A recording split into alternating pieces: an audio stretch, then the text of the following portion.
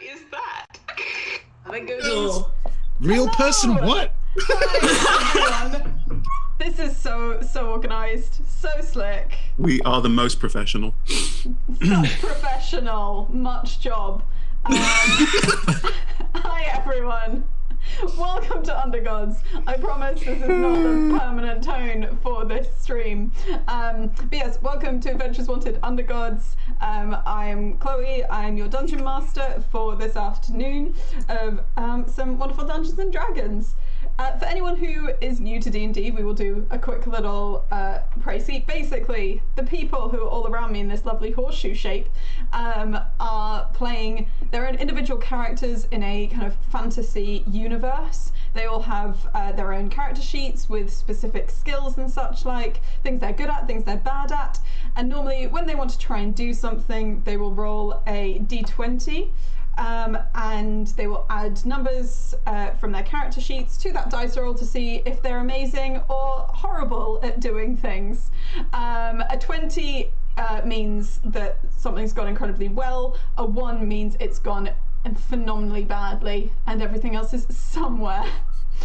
That being very, on brand for Tender. So everything else is on that scale, and whilst they all play their characters, I play the rest of the world. So like the houses and creepy caverns that they enter, and the people that they piss off who come back to haunt them, and all of that kind of stuff. A few things to say before we recap and get into the story. We play with a diverse group of players who play a diverse set of characters with wide-ranging gender and sexual identities. Our tables are trans-positive, and we encourage and champion trans players and characters in our games. Myself and the people who you can see all around me may be playing characters who have a different identity to their own. And we aim to avoid misgendering, but we acknowledge it happens and we have a policy in place for correcting it. However, we are always happy to be corrected, so if you see an instance that we've missed, then do just let us know.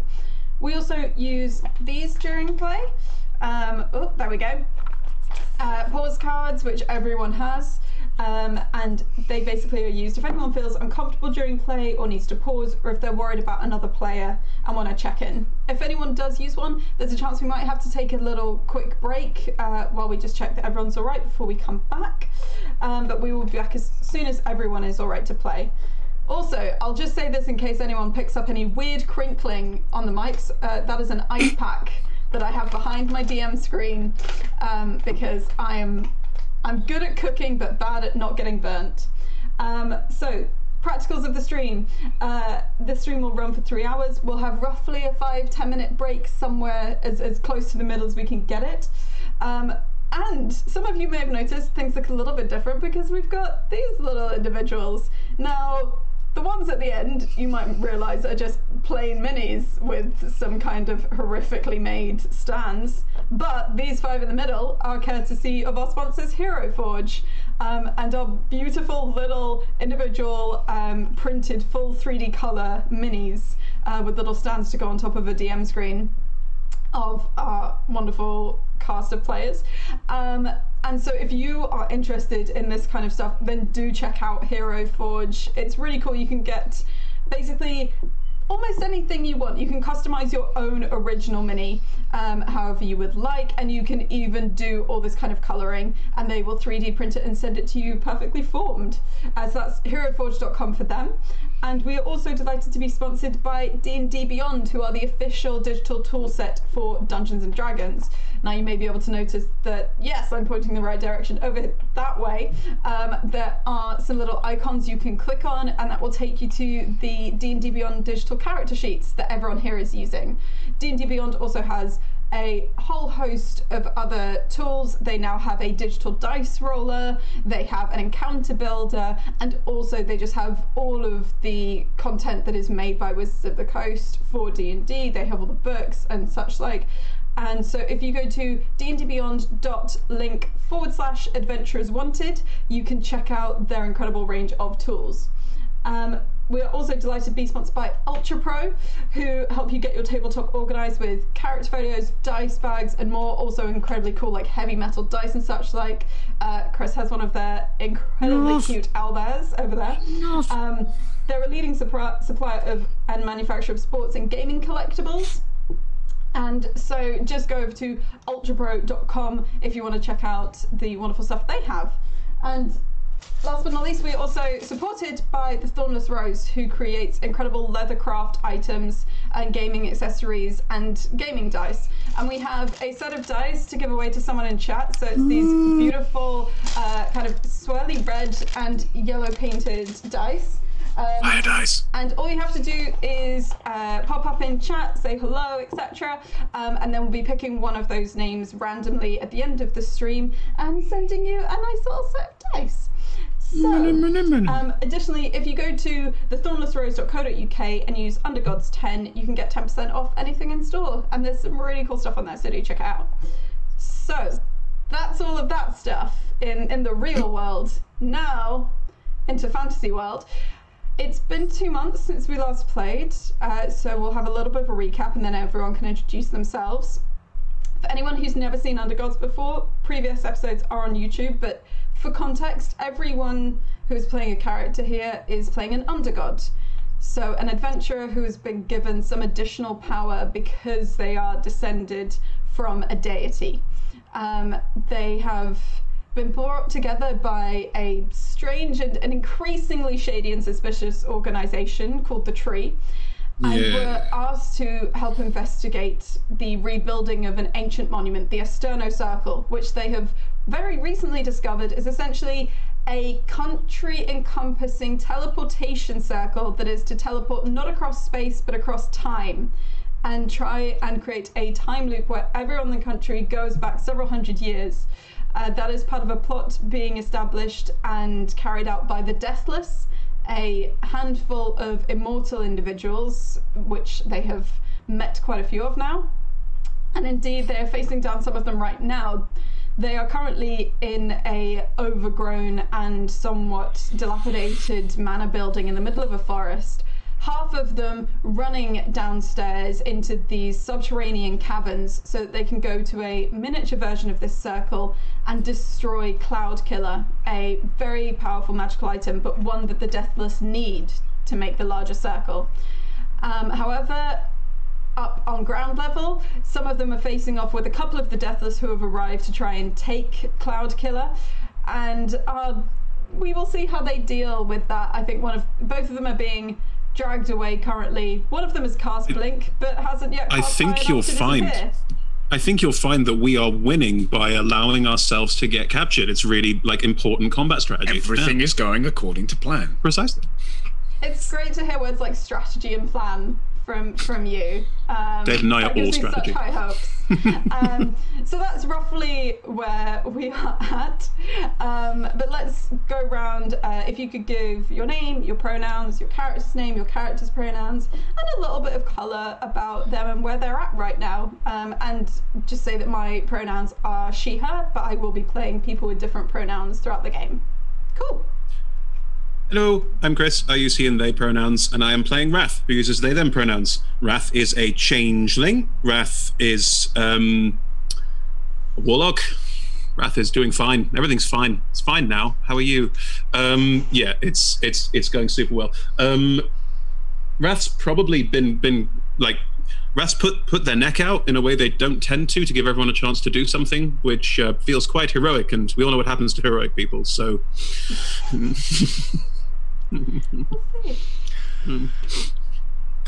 My name is David Alwyn, and I use he, him pronouns, as does my character Tendo Levenkir, who is a tiefling dad whose day's gone bad. It's definitely wishing he hadn't come out of retirement, currently being dragged whilst also trying to, like, basic instinct is always for him to try and save people, but his ability to do that is low. So as are my dice rolls. So we'll see what happens there. Hi, I'm Griff. I use they, them pronouns. I'm playing Aware, functionally, only because Aware's name isn't Aware, but that's what we're calling them. And they use they, them pronouns. They are currently dressed as Darla, who uses she, her pronouns, because they are a changeling. Darla is what you would get if you made a person out of an off-the-rack sexy pirate costume, and was basically the best idea they could come up with quickly so that nobody would question why they were in the party. Currently, they're feeling a little bit fragile. They're feeling a little bit betrayed, a little bit lied to, and it's making them angry. And how that's going to play out is probably with just some really great decision making, some really on point teamwork, and some thought through action. Hi, I'm Hannah. Mine and my character's pronouns are she, her, and I am playing Phoebe, who is an Aasimar cleric who has an affinity for setting things on fire, and an increasing desire to explore some of the necromantic sides of things. Phoebe is the child of a god called Scala, who is all about truth and beauty and wisdom, and unfortunately is a sort of gawky teenager, hasn't quite mastered any of that, nor mastered the precognition abilities of her god dad. Dad god? Anyway. So I Godfather, think... surely. Oh, no one has made me an offer I can't refuse yet. Come to me on the day of my birth. So I think, yeah, Phoebe is very, very, very aware that the only people who really seem to give a shit about her are people like Tender and the rest of the party, and therefore is very keen to make sure no one dies on her first big day out. Phoebe's big day out. Cool. And Tom? The subtitle of the whole adventure. Hello. My name is Tom Black. I use he, him pronouns, and I play Polaris, who also uses he, him pronouns.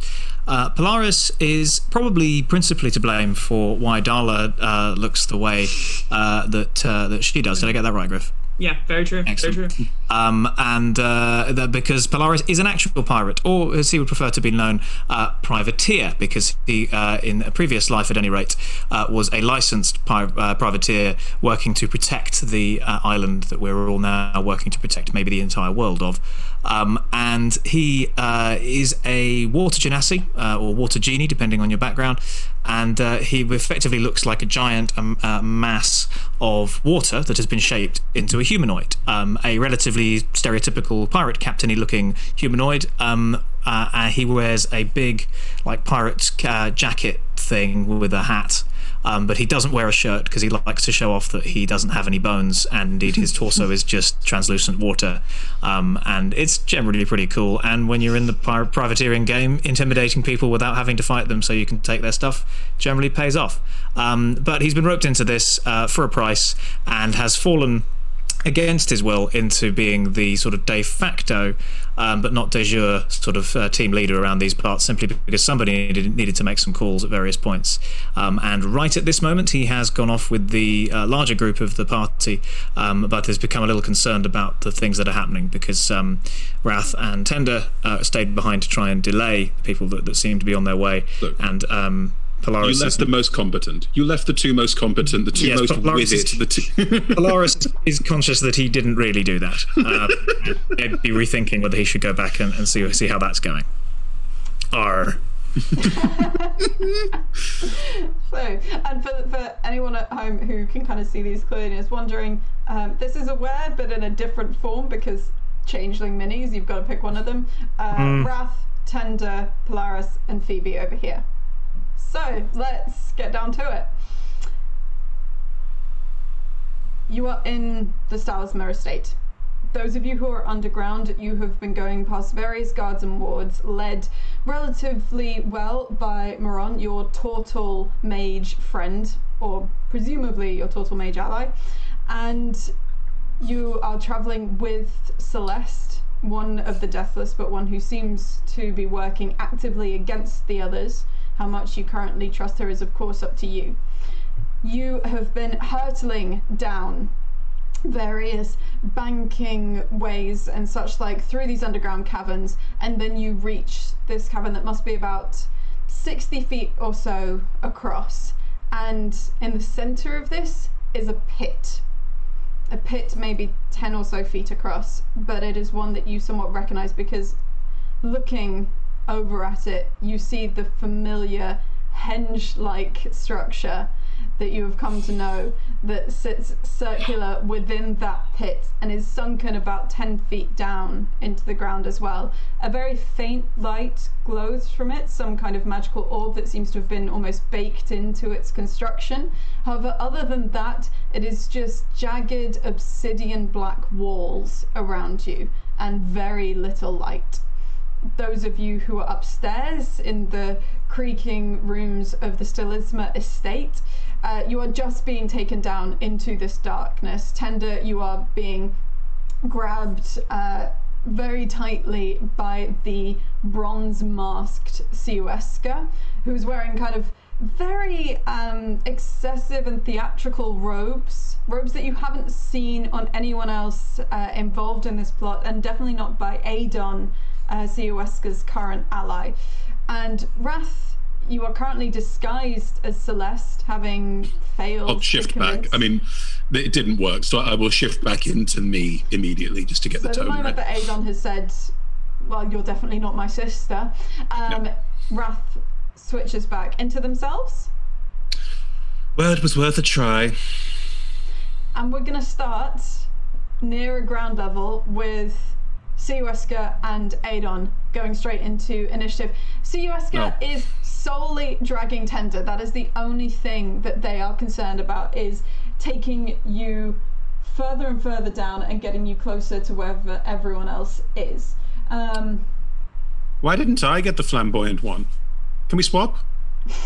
You shouting this down Pleasure. a cavernous hole in the middle of I am this trying to floor. slow them down, Chloe. Any kind of charisma check would be appreciated.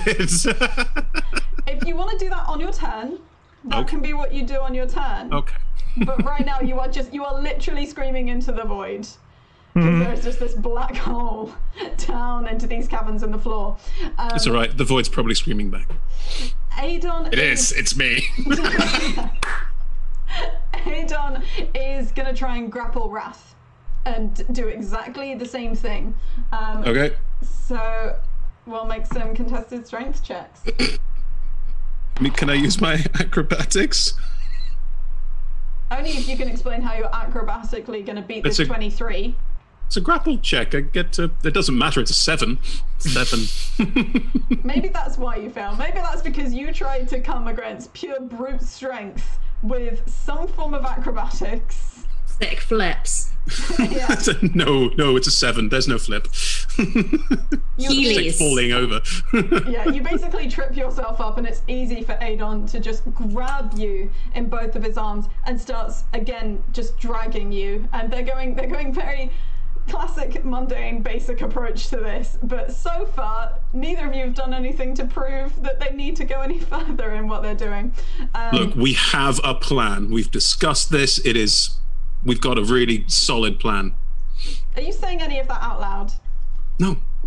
Okay. I say it with my eyes to Tender. We have an eye discussion. Who is a long way away in the darkness. David, roll insight for me at disadvantage. That's a 6, even at disadvantage. Wrath needs help. Wrath is terrified. Wrath has no idea what to do right now. That's all you get as you see little flashes of eyes in the darkness. We now go down to Aware. It's fine, up to you what you want to do. Basically, Celeste is there and has Cloud Killer in her arms. But you are stood at the edge of this place. If any of you don't have dark vision, then you're able to see basically the glow of the orb and little else.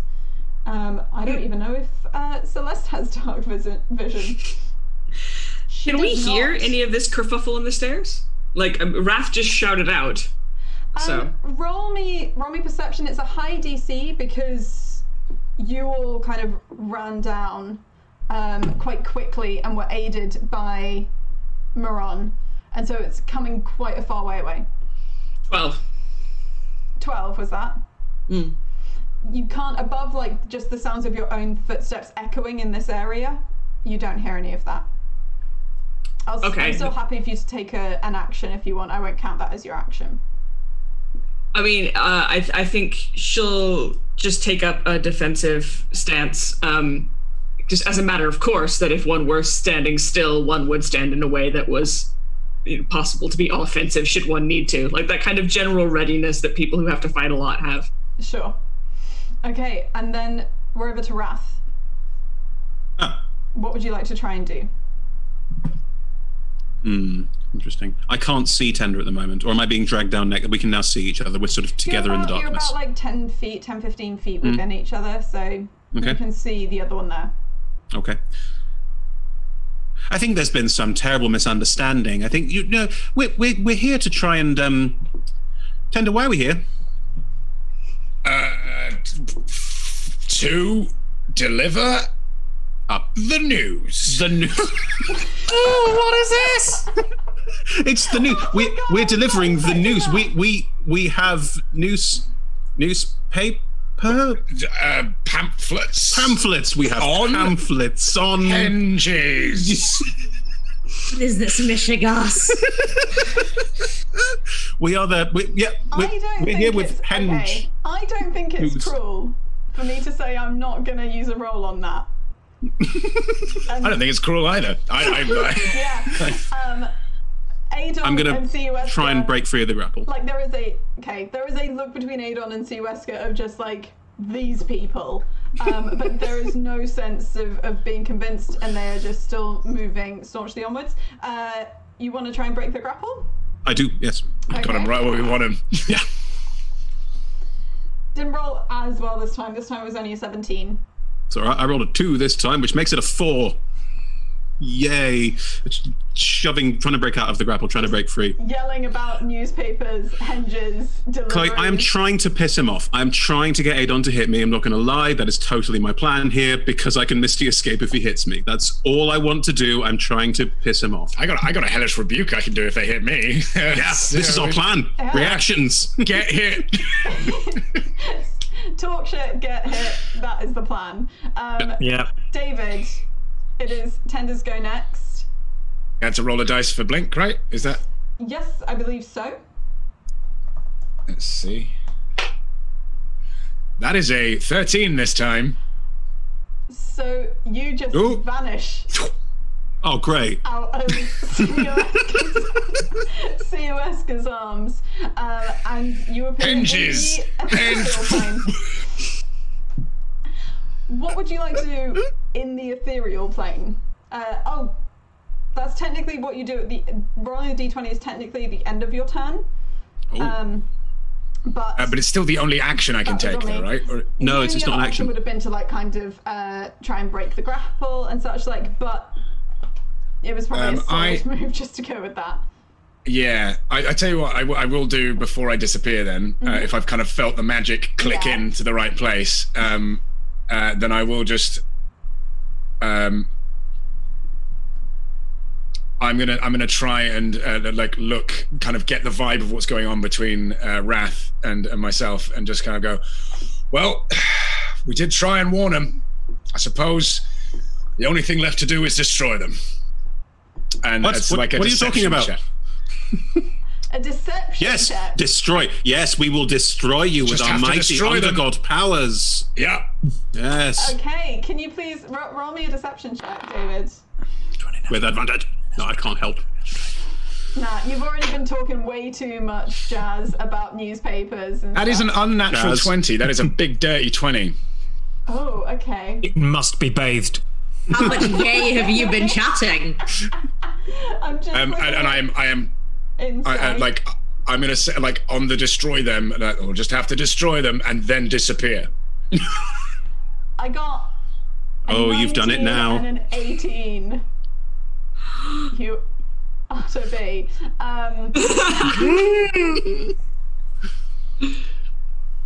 Oof, that's an interesting one. Okay, I'm trying to Batman them a little bit. I'm trying to do a sort of like, well, I did warn you, and then vanish. Okay, what happens after you've said, like, I did warn you, we have to destroy them? Sioeska, frustrated with now just like you having disappeared from their hands, turns back to Adon and goes, they know about the gate. Quick! And all that happens is just redoubling efforts to get downstairs. But Wrath, you definitely hear that. I will just check. Yes, we know all about the gate. We do, though. You can't. Yeah, we do. The beginning of this plan was 2 months ago. I don't.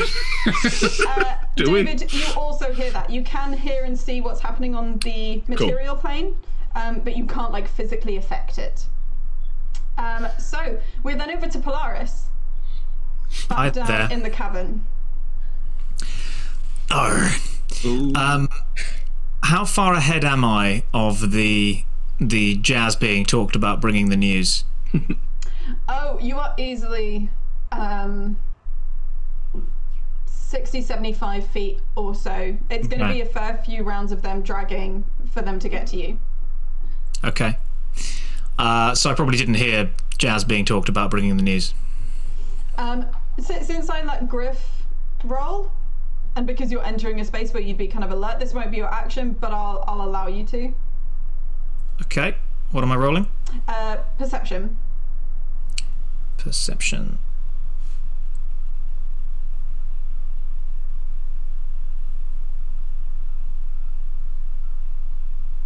Here we go. That is a Tension. 2 + 4 is 6 Math. on my Beyond thing. He rolls. Sound travels in waves and is received by the ear, etc. I get distracted by thinking about waves because I miss the sea. Yeah. So I can't really. I can't hear. So I'm now deaf. No, I don't know. No, you're thinking about hearing, therefore you don't hear anything. That's how it works. Yeah. Yeah. Sure. That's how it works. So in that case, well, what's the situation around? We were pegging it down here for some reason. Yeah, Throw this thing on the basically thing. to hurl Cloud Killer into this pit. Aye. Celeste can't do that until it's Celeste's turn, but it's in her arms, and basically what you can see is it's quite dark. Celeste does not have dark vision and would be wandering up to this very dangerous magical monument with a tiny orb of light. And so that's the one thing that's that's why I'm going to say she is technically near the end of initiative. But that is what you are hoping to do, is destroy this object by putting it into a functioning time-based dimension door. Great. I'll just keep moving then, and take the dodge action, I suppose. Yeah, sounds Just in solid. case shit gets real. And Phoebe, is there anything you'd like to do? Yeah, so there's the pit that's sunken in. Yeah, How far away are we from that pit? you're about 15, 20 feet. So it's Okay. right in the center of this space, which is about 60 feet across. I do have dark vision. Cool. And the objective is destroy the sword by chucking it in the pit. Destroy orb. it's more of a small orb. Destroy You know that the it's orb. an aborted phylactery for a lich. Destroy the orb in the pit by chucking a sword at it? Sorry, I'm a bit Okay, confused. There's an orb that's like built into it, much in the same way as you saw with the sword beforehand and with the crown previously when you interrupted the ritual. You have Cloud Killer, which is a small item, and the hope is that putting Cloud Killer into the circle will be enough to destroy it. Chuck it. Yeah. I'm going to say to Celeste, do you mind if I just take it, fly up and chuck it? That all right? You're very... How are you so polite at a time like this? Yes. Okay, right, let's go. Damn thing. Well, I can. So I'm going to take the sword, Yep. fly up, drop it in, rather than, because it's a pit, and I've got my wee shoes. I don't want to touch anything. So I'd like to Sensible. get as close to above it and dunk it. Kind of. just take it and because I've got javelin experience, so that should be. And swords fly just like javelin. It's not a sword. It's a fucking. Make me a dexterity, standard dexterity with proficiency, just in terms of making sure you drop this in the right moment whilst you're flying over it. Okay. Taking the yeet action? Yeah. I'm a cool team, everyone. Oh shit. Okay. Yeeting is throwing things, right? with proficiency. Yeah. So does that mean where would I find my proficiency on this very good website? That's right. Your proficiency is +3. Oh shit. Okay, so that's 18. Cool. It's seamless, basically. You take it from Celeste, start go flying, and then just over the circle, dropping Cloud Killer in. In that moment... Sorry, one moment.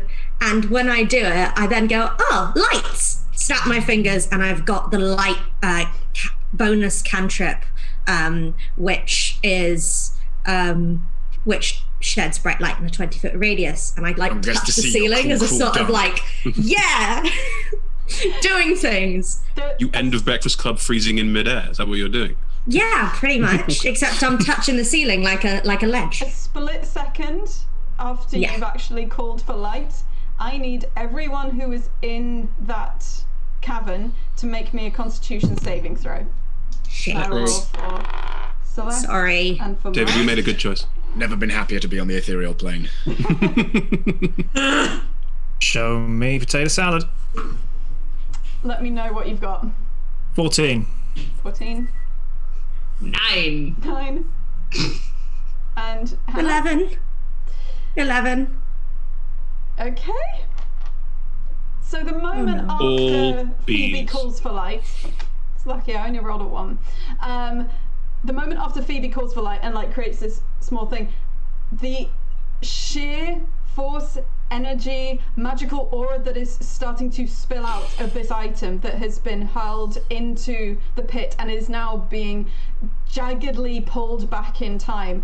Light bursts out of it. You are all blinded until the end of your next turn from the sheer force of it that is now just spreading to every single corner of the cavern. Miraculously, Maron can see, but Celeste cannot. So Maron is now the only individual down there who can currently see what is happening. But you start to be aware, not just through this blinding light, but through shudders through the air, through the sound of kind of quaking and almost like the strings of reality being pulled at tight and pinging. You can feel the level of magical energy that is being dispersed by this thing being torn back through time. And it seems like it is being reacted with, it is potentially being destroyed, but there's some fallout from that. This is fine. Maron's... I'm not sorry, but I kind of am. You were so triumphant. So triumphant. Slammed! Oh no! On the plus side, Maron, I don't think Maron has dark vision, so now Ron can see. Baked the funk on that nasty dunk. No, because Maron is a turtle, but with a slightly jigged stat block. So, Jig. Hey guys, watch me absolutely dunk this plutonium rod into the core. Oh, I'm nailing this. Only 37 rontogen. Not too bad. Need to get rid of this nitroglycerin. The scanners turn off at 37. Okay, Maron, just out of worry for everyone else, how much room have we got for this? Yeah, that's fine.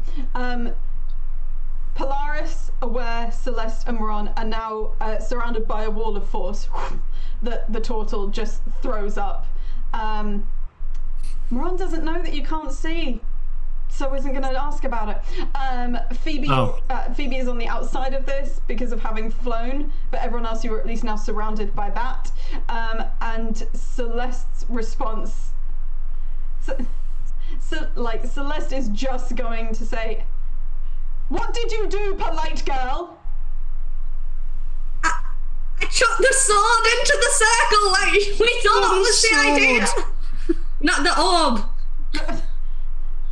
Okay, sorry, can anyone else see? Oh, not me. Does Moran say anything? Yes, of course this makes a lot of sense, but it'll be fine. And then we are going to go back to Siueska and Adon. Siueska is probably just going to assist Adon in... Can you get out from this? I'm just seeing. Uh-oh, what now?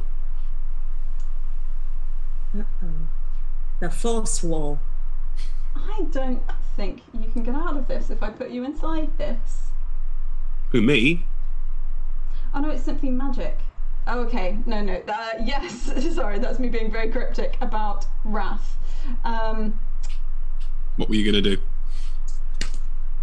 Well, We don't get to know. Siueska is simply going to use the help action and assist Adon with dragging you further down.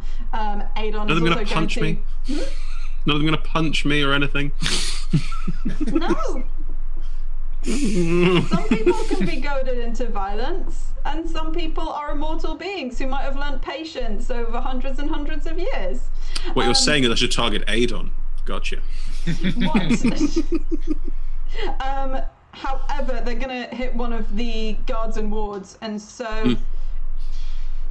Can you make me a Make me a flat dexterity save. They will also do that. That's not great. Dex save. Ooh, that is a 14. Okay. Siueska ends up pulling you out of Adon's arms and is now the one carrying you because Adon has got caught in a web on these webbed stairs down further in here as part of the protections that Moran has put up around everything. I sense opportunity. I will see whether Adon manages to get out of there. But currently, Adon is simply left, has some patience, but does start maybe just like punching at the web because this is already frustrating enough. How can you do that to me? So, back to Aware. You are currently blinded. You will regain sight at the end of your current turn. What would you like to do? Is there any way that I am cognizant of this field that's around me now? Will I have felt anything? I think you would have heard like the kind of manifestation of the magic. You know that more magic has been cast. If you were to walk around, you would hit the wall of force and be able to feel it there. You can probably also hear that the sounds that you heard initially from the kind of blast, as it were, have muted a little bit. So it does, you can kind of audibly tell there's some barrier around you. Okay. So I think in exactly the same way that Polaris did, it's readying a dodge. It's a held dodge for if anything comes at me that I wasn't expecting to come at me. But I'll take the free action to curse expertly and fluidly, and then say, "Look, in future, if you're gonna do something, could you warn us?" I did. Didn't know it was going to blind us. And we're back with Wrath. I sense opportunity. Just being grabbed by Siueska. What would you like to do? Break free of the grapple, Chloe. I want to break free of the grapple. Oh, come on. What did you get? Nat 1. Oh god, I rolled a 3. Oh. Oh. I've got nothing I can throw. With a nat 1, it's probably because you're going down some stairs and you're almost kind of tumbling in the direction that Siueska, they want to drag you in. How do I have no bonus actions? Oh. Okay. I'm going to try and piss her off somehow. Yes, it appears you've fallen into our trap of getting webbed. Haha. That's a really boring trap. Well, now you have to see what my friend's going to do. Well, I hope it's more interesting. Tender. I think Tender's noticed that that you are stuck in a web. Adon is stuck in a web. The other two have managed to get through. Okay. But you pop out of blink at the start of your turn. I get to move 10 feet in any direction. I think at the start of my turn, I get to appear 10 feet away. Yeah. However, as much as that seemed like a good idea at the end of the last session, I'm now entirely unsure as to what past David wanted to do with any of that. So I'm just going to be 10 feet away. Does anything look different in the ethereal plane because my 10 feet is going to be toward the others? The ethereal plane, you can still see in the same way the material plane. It is just that you kind of float through it in a slightly different way, and nothing can attack or harm you from the material plane. So you can still see where everyone is. Did I can I get to the room with the big blindy light, and do I see what's going on? Am I far enough away or too far away from that? You're a bit too far away, even like as the crow flies, but what you would be able to do is basically like move through some walls, and so you could get further. You could get ahead of Siueska and Wrath, and I'd say you probably have like maybe one more round to get to everyone else. It's difficult to leave Wrath behind in this situation. However, he does appear like they appear to be coming in this direction anyway, so it's not like I cannot take the three of them on. I'm aware of that, so I will do that. I'm going to try and phase through the ethereal plane 10 feet out of like eye shot. What is that? Visibility. There you go. Out of visibility, out of sight of the others, and just to try and get as far toward. Is there any noise? Like, was there a bang? You can hear as you kind of phase back into the material plane. You are in a room where you can't immediately discern the door or the exit from it. The only exit you can perceive is the one that goes back the way that Wrath, Siueska, and Adon are. However, you can hear sounds from beyond, at least kind of the roughly hewn wall in front of you. You can hear sounds on the other side of it. Those sounds are largely ones that you associate with the arcane, with these kind of almost electrical crackles and such, like, and flares in the air.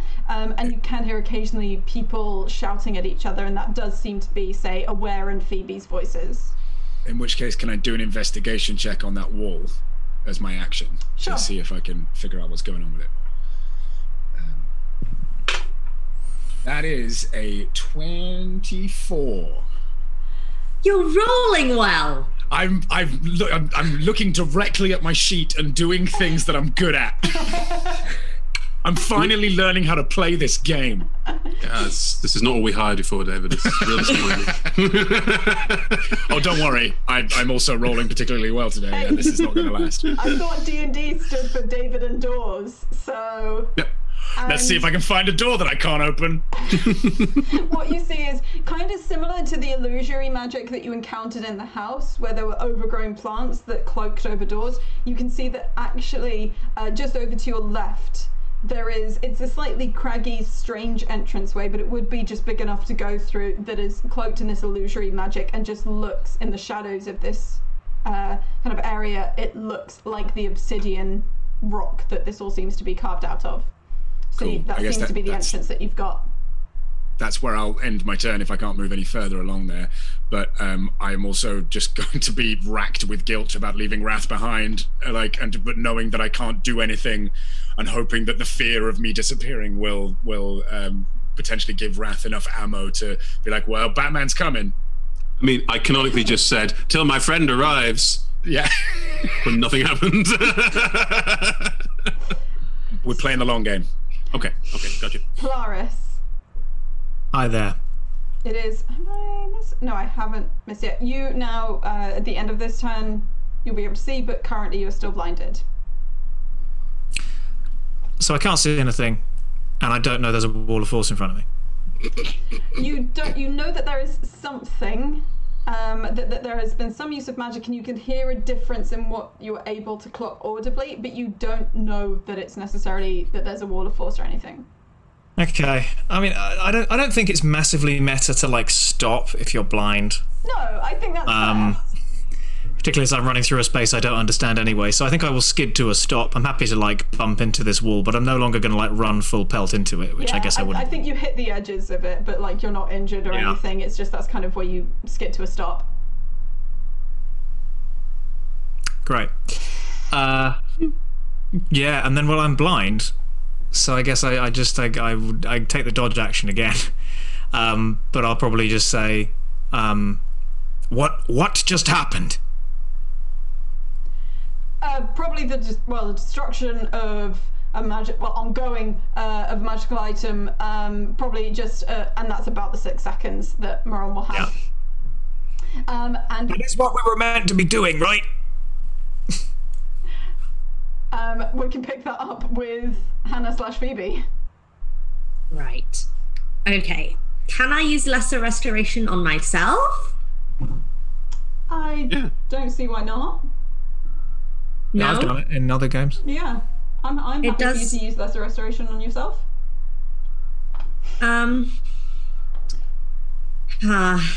Because I am blind. Yeah, and you don't in character. You don't know how long that's going to last. Exactly. So I would like to use Lesser Restoration on myself. I touch a creature. I guess I just clap my eyes, and go. You know, not very slick. I thought I had a sick dunk, and then I did not. You did not. And I instantly am no longer blinded. So that's my action. Yep. Any bonuses or movement you'd like to take? Yeah, I would. So it's like, is it like a sort of ripple out of electricity or energy that I can see happening? That's while the sword is disintegrating, or what's the crack? Yeah. Just to clarify, it's more like an orb. The cloud killer itself isn't a sword. Sorry, I keep saying sword. It's orb. I'm going to write orb on my hand. Orb. It's because it's starting to die down. It was this initial flash of light. There is still kind of shards of light pouring out of this thing. However, what you can see is basically what looks to you like almost pure distilled arcane energy. And you can see that it is coming from Cloud Killer, which is inside of the circle. Right. Okay, I guess, yeah, I don't have a ton of bonus actions. So I'm going to try and like fly out of the way, I guess, and like back towards the group of people. Can I see Wrath being dragged down the stairs at this point from that vantage point? Can I see? Oh no, because they're in like a maze of horridness kind of space. You can see that there's a wall of force around everyone, right? And you can see the individuals inside, but you can't see anything outside of the area currently. Sure. Moron is just gonna check. Is everyone all right? Everyone safe? I can see again. Aye, I can see. I got nothing. Why do we? We might need to. It's most likely that something like that will have further. And then Celeste is going to. Is there anything that Celeste can do to help protect all of you?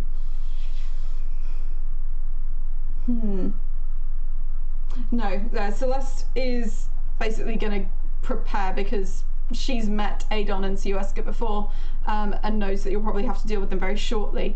It's at this point that you see more kind of pulses as the parts of Cloud Killer start breaking up inside the circle, and the magic that was used to attempt to make this phylactery because it was put in at one point in the past, starts pouring out of it now.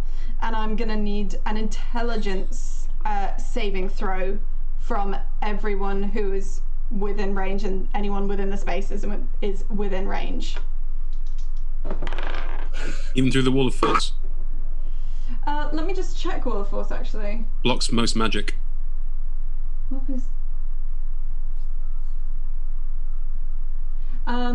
Nothing can physically pass through it. It's immune to all damage, but it doesn't say that magic can't pass through it. Interesting. Unfortunately, yeah, it's just protecting from kind of more physical damage and such, like an individual's coming in. What did everyone get? I got an 18. Phoebe succeeds. Aware does not. No. And what does Polaris roll? It was a natural 20, which means it's a 23. Whoa. Okay, so in that case, just Celeste and Aware fail on that. So that is going to be those who succeed take half damage. Classic. Which is, I rolled really terribly on those 3d8. So fails take 8 points of psychic damage. Anyone who succeeds take 4 points of psychic damage. As basically the magic of someone who is attempting to become a lich for evil means, necrotic magic and very powerful arcane power just blasts even through the wall of force and does that psychic damage to you, as you get the full force of this item just breaking apart, but all the elements of it being flung out and affecting you. Siueska, if it's not broke, don't fix it. Still dragging. Adon, I'm going to see if he gets out of the web. That's a natural 1. Adon is currently lost to the web. Probably because started punching it and that just puts your hands in, and then there's no way to get that out, so just increasingly Should have pissed him off. He likes punching things. Can't escape the web. That's going to be very weird and difficult for him to actually get out of. Adon's been cast in Hackers. Aware, is there anything that you would like to try and do? Is it any more likely, because quite a lot has been going on, but conversation and approaching has also been going on, so is it any more likely that I would be aware of what's going on the steps? If you're listening out and such roll me perception, because people are closer, especially Tender, so there's a much higher chance of you actually hearing what's going on. That is considerably better than anything that I've rolled thus far. And if my tablet could keep up with what I'm asking it to do. Well, it's an 18 on the dice, and then I've got pluses. I'm assuming that. You've definitely heard someone in the next room. I don't know if you would know that it's Tender. Because David, was Tender talking to himself at all while he was in that space? I'm going to trust you to say honestly. Honestly, if he'd kind of just found that the gap that he thinks, and he's hearing magic coming that way, he probably wouldn't have said anything. He might have muttered aha, or something like that. But I don't think unless he knows that they're definitely down there, he's not going to be quick, this way, they've got Wrath, You know that there's someone there, you know that it's just one individual, and you can hear some tumbling from further on. Someone stumbling downstairs, or maybe a couple of people stumbling downstairs, but you can't tell who is who. Okay. And because my last turn has now concluded, I can see again. Yes. Okay. So I think Darla's going to, again, take up a defensive stance, and that'll mean short sword in hand, and say, if anybody's interested, we got company. And Wrath, it is now you with Siueska. Siueska, actually, with their turn, you come across some fog, which is another one of the wards. But Siueska dispels this so that there's no chance of getting lost. And you start going through as this kind of wispy fog disperses. What would you like to try and do? I've got no spell slots left, so I can't.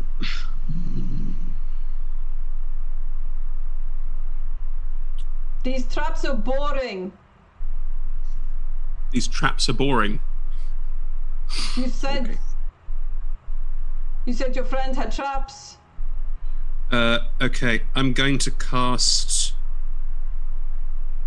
Friends. Okay. Yes. What do I need to roll? Nothing. I have advantage on charisma checks directed at one creature of your choice that isn't hostile towards you. There is no saving throw. But unfortunately, it is my action to cast it, so I can't make any kind of check. But I've done that this turn. There was something in there about creatures that aren't hostile towards you. Shit. I'm sorry to say, but Siweska is hostile. It's not just a misunderstanding. Played right into our Your hands, Honor. Chloe. Now we know. Then Chloe, This is just an extended cuddle, really. then Chloe, I guess I'm going to try and break free of the grapple. I mean, Siweska Come on. is weaker than... Dice. That is... I've not done great. That's an 8. Oh! Okay.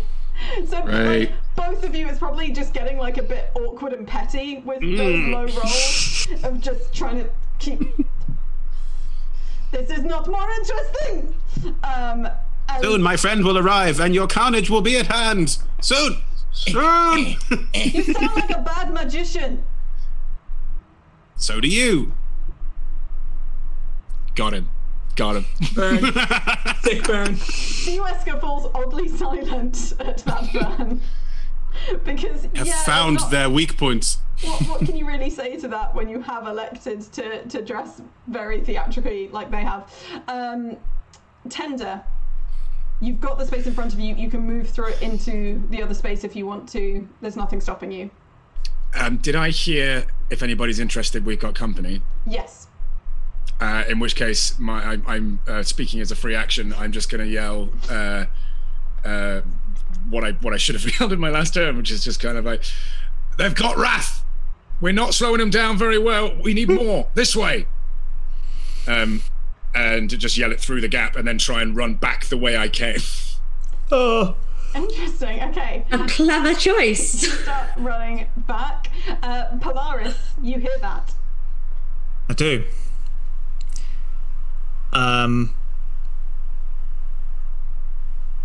Yeah. I hear that.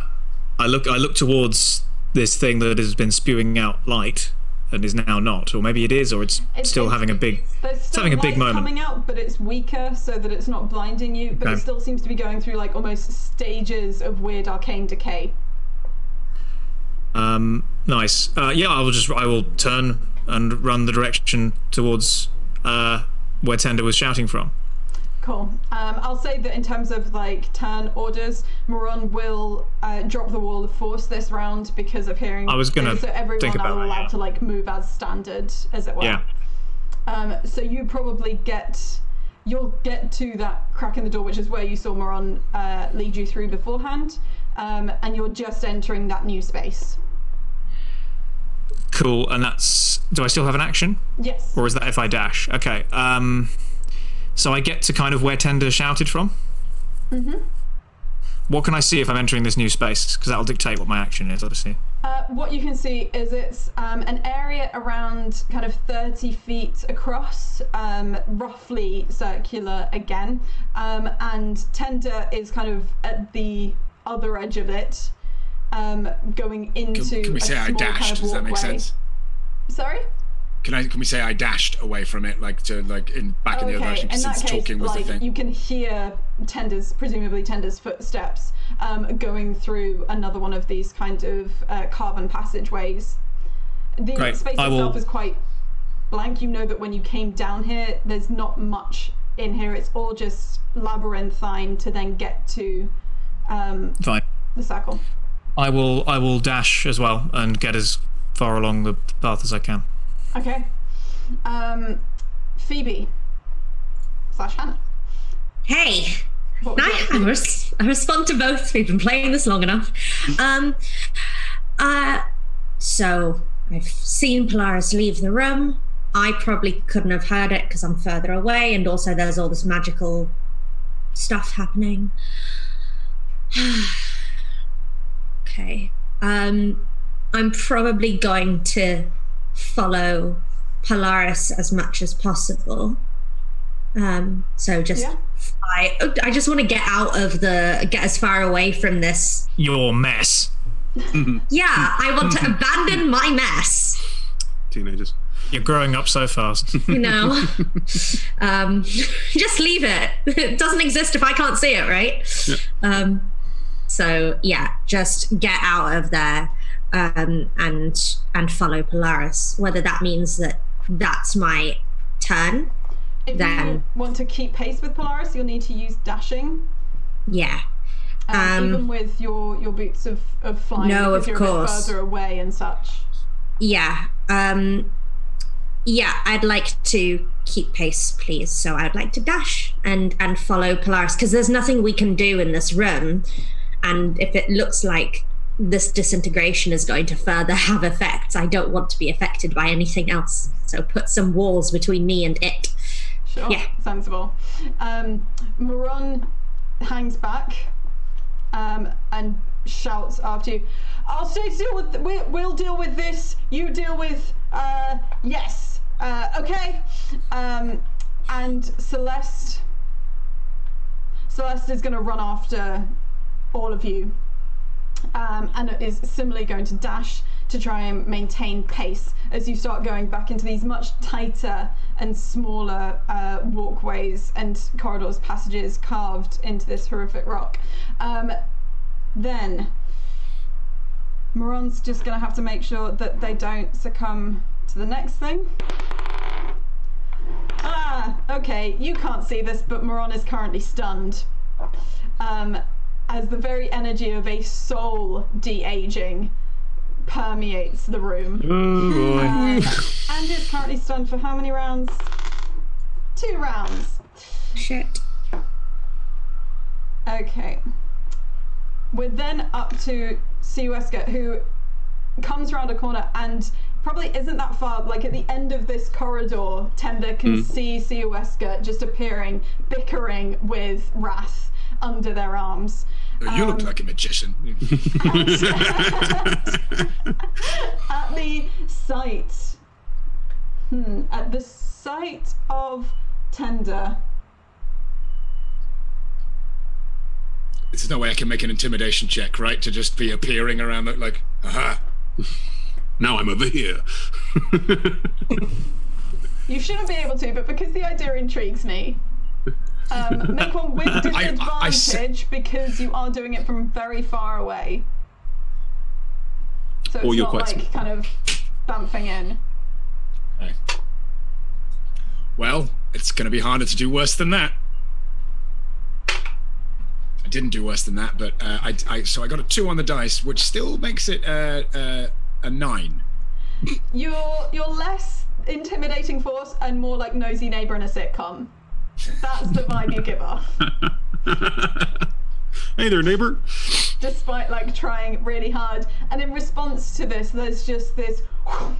As Siweska, you can't tell because of the mask, but there's like a little tiny kind of green glow of their eyes, and this globe that is shimmering with this weird, the kind of when you can see translucent oil on a blown up bubble, you can see the kind of rainbows and such like slickly moving over. It's that, but with green, of just this sphere that comes into existence surrounding Siweska and, by extension, Wrath.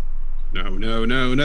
Bollocks. And Siweska starts just barreling towards you. So it would seem quite intimidating if there weren't like kind of, it's just like this huge ball with 2 people inside just down this It's corridor. a Zorb! It's halfway between that and Raiders of the Lost Ark, because it is this tight corridor and it's just coming straight down towards you. Adon is... Oh god, Adon has so little other than his strength, and that is really failing him now. There's nothing he can do. And then we're on to Aware. So you were following on, running up, and you can kind of catch up if you wanted to Tender about now, I reckon. So am I affected by the thing that caught Maron? If I've only just now started moving? Oh, sorry, you've only just started moving out of the space. Well, because I didn't have a turn. All the other stuff happened after my turn. Oh, shoot. Yes, I'm so sorry. That's me. Could you please make me a wisdom saving throw? Wisdom saving throw. I am, as noted before, immensely wise. You are the wisest of them all. That's a 3 on the dice. Yeah. For a 3. No. I'm sorry, you are stunned for 2 rounds. Sweet. So you are still in there with Maron. Sorry, case of getting orders mixed up. So in that case, we go to Wrath. Okay. You might know what Seaweska's done. You might not know what this is. Are we being forced to run up the inside of the hamster ball? Is it a hamster ball, or is it just a glowing ball that surrounds us? That's a question. It's a glowing barrier that surrounds you. That's a question that Chris would ask, because Chris knows what this is. But Wrath, it's quite a high-level spell, yes. So Wrath can't cast level spells that high level, so it wouldn't make sense. Yeah, Wrath can't cast stuff this high.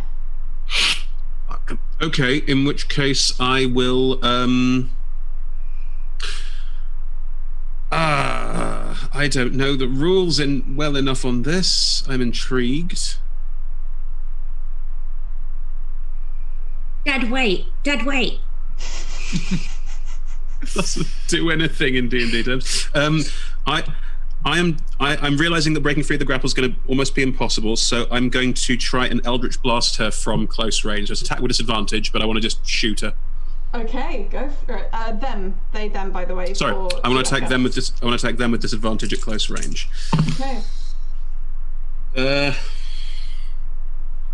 It's a 13. 13 does actually hit. Just. Cool. I'm going to Eldritch Blast them at close range. Oh, I'm 7th level 8. I have to fire 2 Eldritch Blasts. Hang on. No, that's worse. That's an 8. Oh, sorry. Was that your disadvantage? No. I shoot 2 Eldritch Blasts. I'm rolling with disadvantage, so that's why the rolls are so low. I have a plus 7 to hit. That was a nat 1. Right.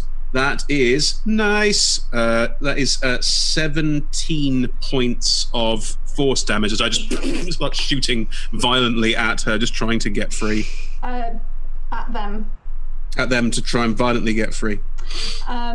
You notice, because you're so close up, that when you shoot this Eldritch Blast at them, a similar green ripple just like across them, and they don't look physically hurt themselves. So is this a globe of invulnerability? Yes, but what you've just attacked and dealt with is something separate. Oh. It is an arcane ward that Seaweska has around themselves. Well, fuck it. You've done damage to the arcane ward. Hooray! But Seaweska they're an abjuration wizard. Great. Fucking great. Seaweska is not physically affected by that, but you have done a huge amount of damage to the ward that they had around them. Tender, Hooray. you can see Wrath like attempting to. Yeah, that's just like weirdly trying to awkwardly mime Eldritch Blast. What would you like to do? Because Seaweska seems just very focused on just moving directly towards you and doesn't seem intimidated. I'm going to turn and run the other way. What was that? I'm going to turn and run the other way. This is a Tender does beep training. The bleep test. It's just going to like see. That was my final boss. To see this orb kind of coming towards him and just kind of go, oh shit! Just run the other way, and he's not going to dash. I don't think, unless he thinks that they're going to reach him, and if he doesn't, they're not going to. He is going to just over his shoulder, as whilst running away, try and just like zap a whole person. Is that a whole person at? Is he going to bother? No, it's just a wisdom save. This person has much wisdom, it seems. Instead,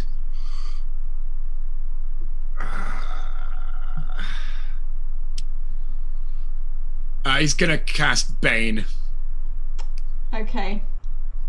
at what have I got? Yeah, I'm gonna cast Bane at 2nd level. What does it look like when you do that? Or sound? It sounds as he runs away, he just kind of rips his loot off his back and just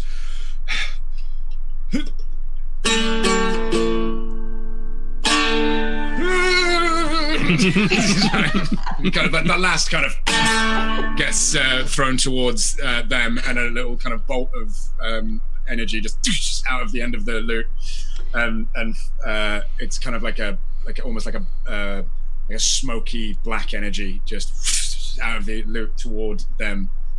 The smoky black energy just hits this globe and disperses over it, goes over and past and round and under it, and off the back of it. And Tender learns a valuable lesson about what globes of invulnerability do.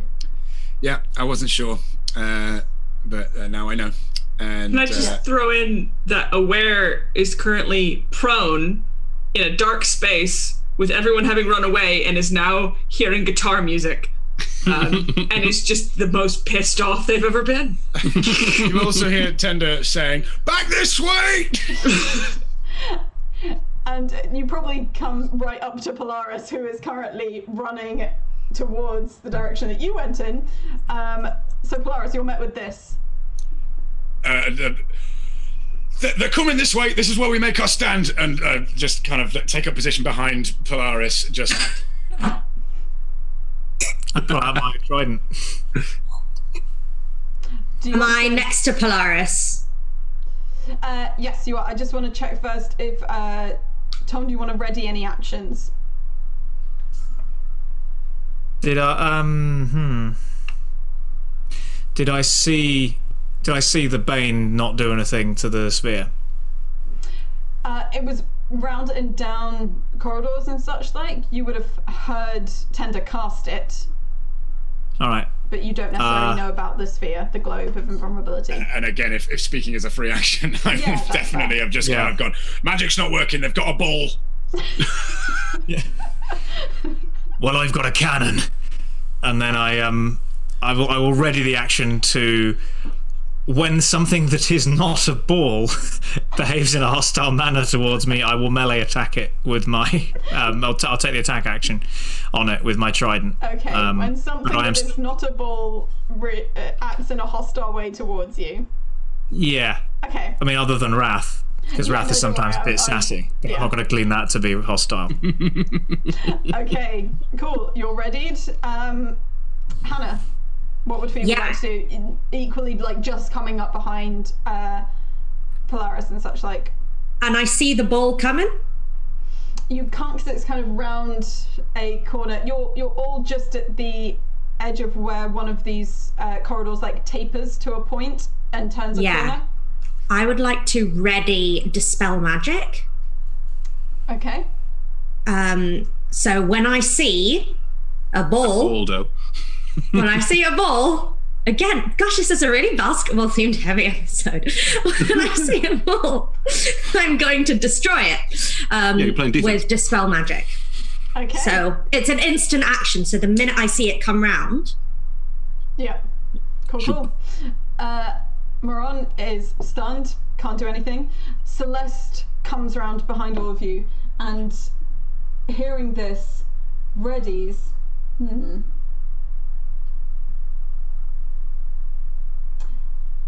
It's going to ready Cone of Cold, just in case of, basically, like, she knows that Seawesker is with Wrath, but also knows that there's clerics and such like here, and that maybe dealing with Seawesker is going to be the bigger thing. So Celeste pulls up next to all of you and readies that.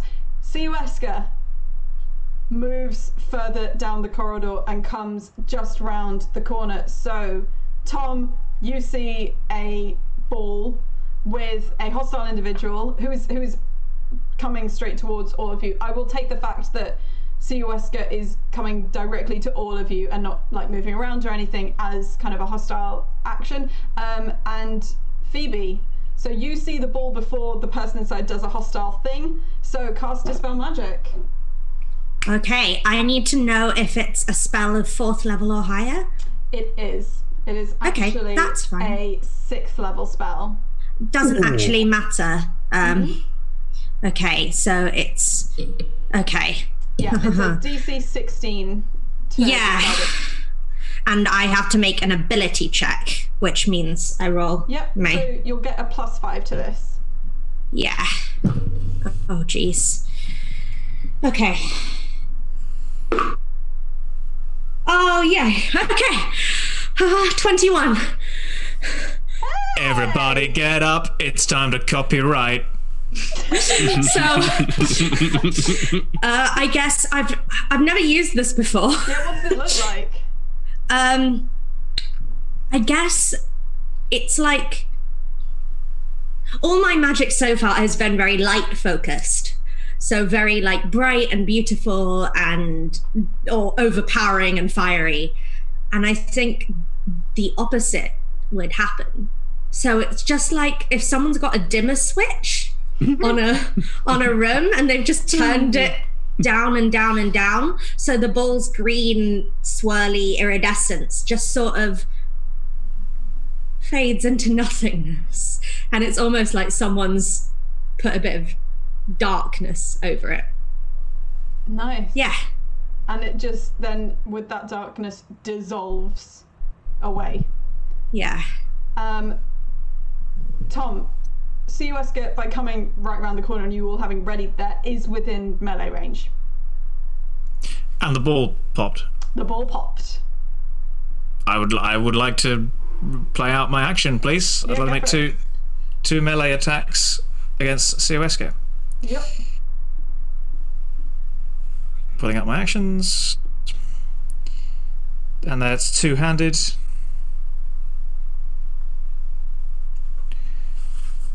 Here we go. That is a 15 for the first attack. Will hit. Boom. Rolling damage. Oh, lovely. That is a 13 of magical piercing because it is a trident. Okay. You see the same green light shimmer, but it cracks and dissolves. So for my second attack, I'm rather more optimistic. Mm-hmm. And that's a 20, just a non-natural. Okay. So yeah, so I guess it's a ping, and then as it, is it possible? Can we say that like when the ball popped? Forgive me. Pronouns for this character? They them. They them. They them. They came flying like a little bit through the air as they came out of the ball, and I've managed to like catch them in the air on the thing, given that it did actually hit. Sure, I'll allow that flavour and colour. As they land, I come back around for another, and it does hit. And the damage this time is 10 magical piercing, squarely in the chest, I think. Thank you. Yeah. You're here too. With that, there's just like a tonk as CUSK drops Wrath, having been hit quite squarely. I've been dropped. I'm no longer grappled. You are no longer grappled. You are prone on the floor. Okay. Can you fight, Wrath? Yes, of course I can. I don't think they're very good at it. No, and unlike some other magicians I know. Just wanted to dress nice, you know, theatre. So that was CUSK's turn. The last 5 minutes at sea. Aidon. Oh my god, thank God. No. You don't know. No. Now we all die. Someone's a bit less webby. And so that's, thank God for Aidon. Aware. This is your second round being stunned? Yeah. Okay, So I'd like to take the action to seethe. Can you roll me like, I don't know, charisma on seething? Yeah, hold on. It's a 4, so You're seething don't even so do that very much well. that you're bad at seething because you're focusing so much on seething, like even projecting the seething is hard. But you do. It's rather like a child pouting, basically, just Yeah. on the floor, having a pout. wishing they could play with the other kids. They can't. Raph, it is your go. Move away from her. There's an attack of opportunity, potentially. Yes. Move away from them, by the way. Them. Sorry, move away from them. Attack of opportunity, potentially. Right. Then I will...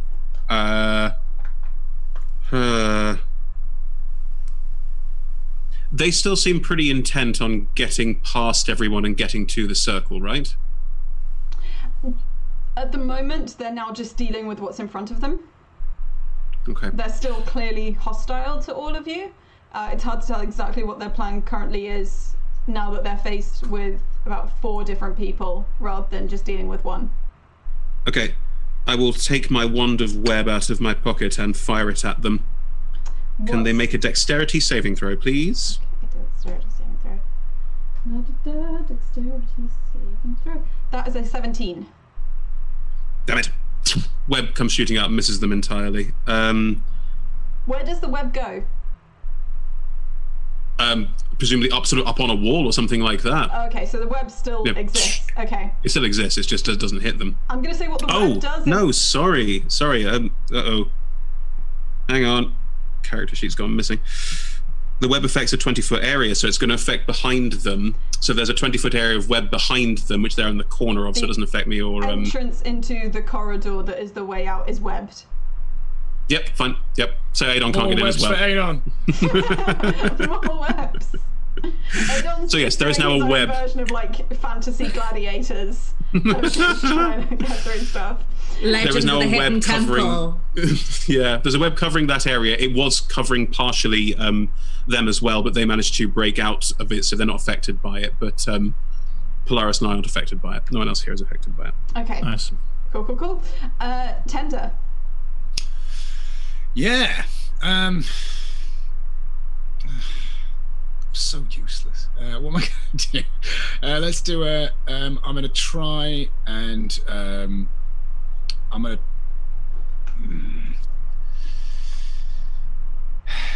Let's see. I'm going to try Bane again, I guess. Okay. Now that the thing is gone. I really want to try Hold Person, but I just think that their wisdom is going to be pretty hefty. It's up to you, whatever you want to try.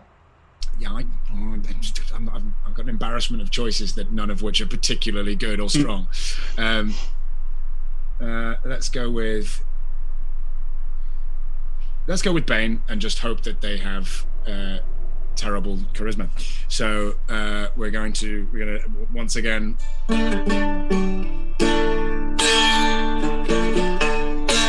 And that same comes out at the end of the loop from this time from behind Polaris, just trying to fire something off. And they need to make a charisma saving throw if they don't still have a ward up of some kind. There is no current magical ward or protective ward over them. They've rolled a 14. That is my spell save is 15. Oh. Okay, so Bane is that I remove a d4 from everything I do? Yep, subtract. But must roll a d4 and subtract that number rolled from the attack. Oh no, is this a reaction? No, it's concentration for a minute. So yeah, roll a d4 and subtract it from everything. Okay, cool. Attack roll or saving throw. Roll or saving throw. Okay, you see this actually get absorbed into them this time rather than just bouncing off that shimmering orb. Polaris. Hello. It's background to you. Well, it seems like I had a good thing going. I would like to continue this good thing. Yeah, go for it. I will do the wax. The wax. So again, that's a two-handed attack with my trident, and I'll just drive it downwards. Is that that's a hit. 26. Yes. And then magical piercing. 8 magical piercing this time. Not a great. Oh, and I re-roll because I'm two-handed. There we go. Now it's 10. Better than a slap in the face with a wet fish, and I know all about wet fish. Is this just kind of solid attacks to the chest, etc., or is it anything more fancy? I guess it depends on what's working, how they're reacting. It's very hard to tell how they're reacting because they have the mask that entirely covers their face. So Yeah. you can't get any like visual read of expression. I think then it's probably just standard, like, basic training fighting style of just, it's like one this way, one that way, let's go kind of thing. Isn't it? There's no obvious weak points to target, like glowing pustules. Second attack is a 16. Yes, that also hits. Wonderful news. I need more globes. And that's a 13 magical piercing. And Okay. I'm just going to check my bonus actions. Yeah, no, haven't got masses. In which case, yeah, that's I stand, and I guess I kind of hold them at trident point until the next time I can do anything. Because if they are in the mood to maybe reassess their situation, I'd rather they do it with a trident in front of their face. Fair. Phoebe. Sick. So, Polaris is sort of still in tight with. Yeah. Right. Okay. That limits some of my choice. No big booms. But that's okay. I would like them to make a wisdom saving throw, please. Okay. Oh, that's a 19 on the dice, so that is a 25. Cock. Never mind. Feeling they might have been kind of wise. Sorry, 21. -4. Yeah. Well, that's a pity. The temple bells from home ring out for a second and nothing happens. Aw. But that's okay, I guess. Yeah. I Okay. don't think I have anything else to do. No bonuses or anything? Sadly, Phoebe's bonus actions tend to be like if I'm wielding a weapon. So no, because Okay. I'm not getting up in Polaris's business. Moran is stunned, but is no longer at the end of this turn. Celeste. Wasn't is- Celeste holding a cone of gosh, cold? yes, sorry. Yeah. Celeste was readying a cone of cold, and I forgot because too many things. So I will just do that. Cone of cold. Who is that now hitting? Well, because I'm going to treat it as when it was readied, and so Okay. she was standing flush with everyone else. She wouldn't have been so. It is going to catch Wrath because Okay. even What do I though have to Wrath roll? has been dropped, but Wrath is the only other person it's going to catch. So, can you make a con saving throw, please? Oh, good. And my Bane is not going to affect this, is it? No, because technically it happened after it. Yeah. Don't worry, it was such a bad roll anyway. It was a real bad roll. Chris, 2. what did you roll? 2. Okay. So, you're going to take some cold damage. That's 8. That is an additional 6, so that's 14.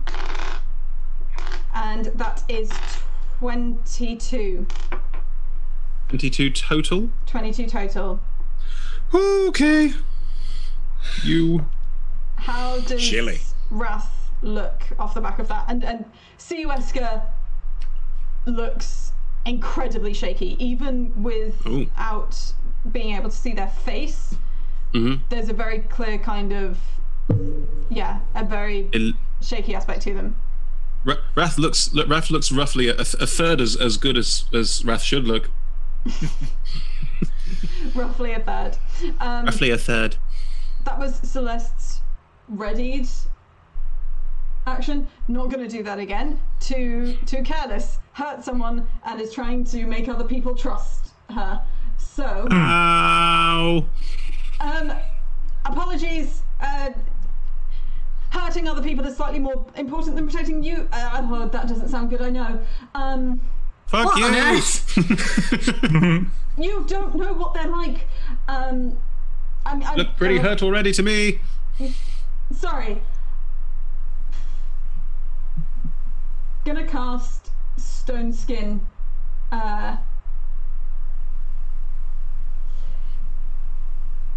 Yeah. Provided the Polaris doesn't resist, Celeste reaches out and seeing the amount of damage that you're doing, casts Stone Skin on you. Ooh. You've got bones. They're your skin. You know hang on. skeleton. Your skin is now as hard as stone, or your flesh is now as hard as stone, and you have resistance to non-magical bludgeoning, piercing, and slashing. Thank you very much. Any of that I'm going to come say your way. that, if possible, can I like now be covered in coral? Yes, you can. It kind of goes around like, I've done this once or twice before. Many thanks. Did you just ooh-ar? Yeah. Oh no, Aquaman! Some privateers can be farmers too, you know? People can have layers. Not here to judge. Celeste just goes, good, you're welcome. And then back to Seawesker, who is really looking incredibly bad.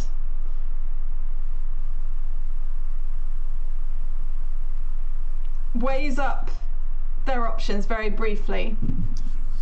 Oh, Cloud Killer in the next room. All you hear is this, it's just this immense sound and then silence. There's no noise for anyone who was stuck in there, but what you just hear is you hear when activity stops. And when something goes dead, and that is audible and noticeable to everyone else because that was part of the general background hum. How's Griff doing? Sorry? How's Aware doing? Still in the room? Aware is now at least aware. Wait. They're no longer stunned. What does Aware see? The sight is simply the sense of the various tendrils of energy and such like that were out in the space and the shards of light. It's as if all of it's retracted within one moment of just and then nothing. It's you turned it off. Gone. You turned off the old TV. It's good. And Seawesker and Celeste learnt a lot of things from each other. Can you make another Constitution saving throw, Wrath? Seawesker is going to make it as well. But he's going to... I don't know why I rolled. They would choose to fail. What? I mean, I rolled a con save of a 9, but I don't know what's going on. Okay, you roll a con save. Unfortunately, that's not high enough. And a cone of cold erupts from Seawesker's hands, but targeted at themselves and at you. Okay. What happens next is going to depend on the rolls that I make. So that is 14. That is... I would like to use my reaction. 13. Okay, let me just finish rolling dice because otherwise I'll forget the math.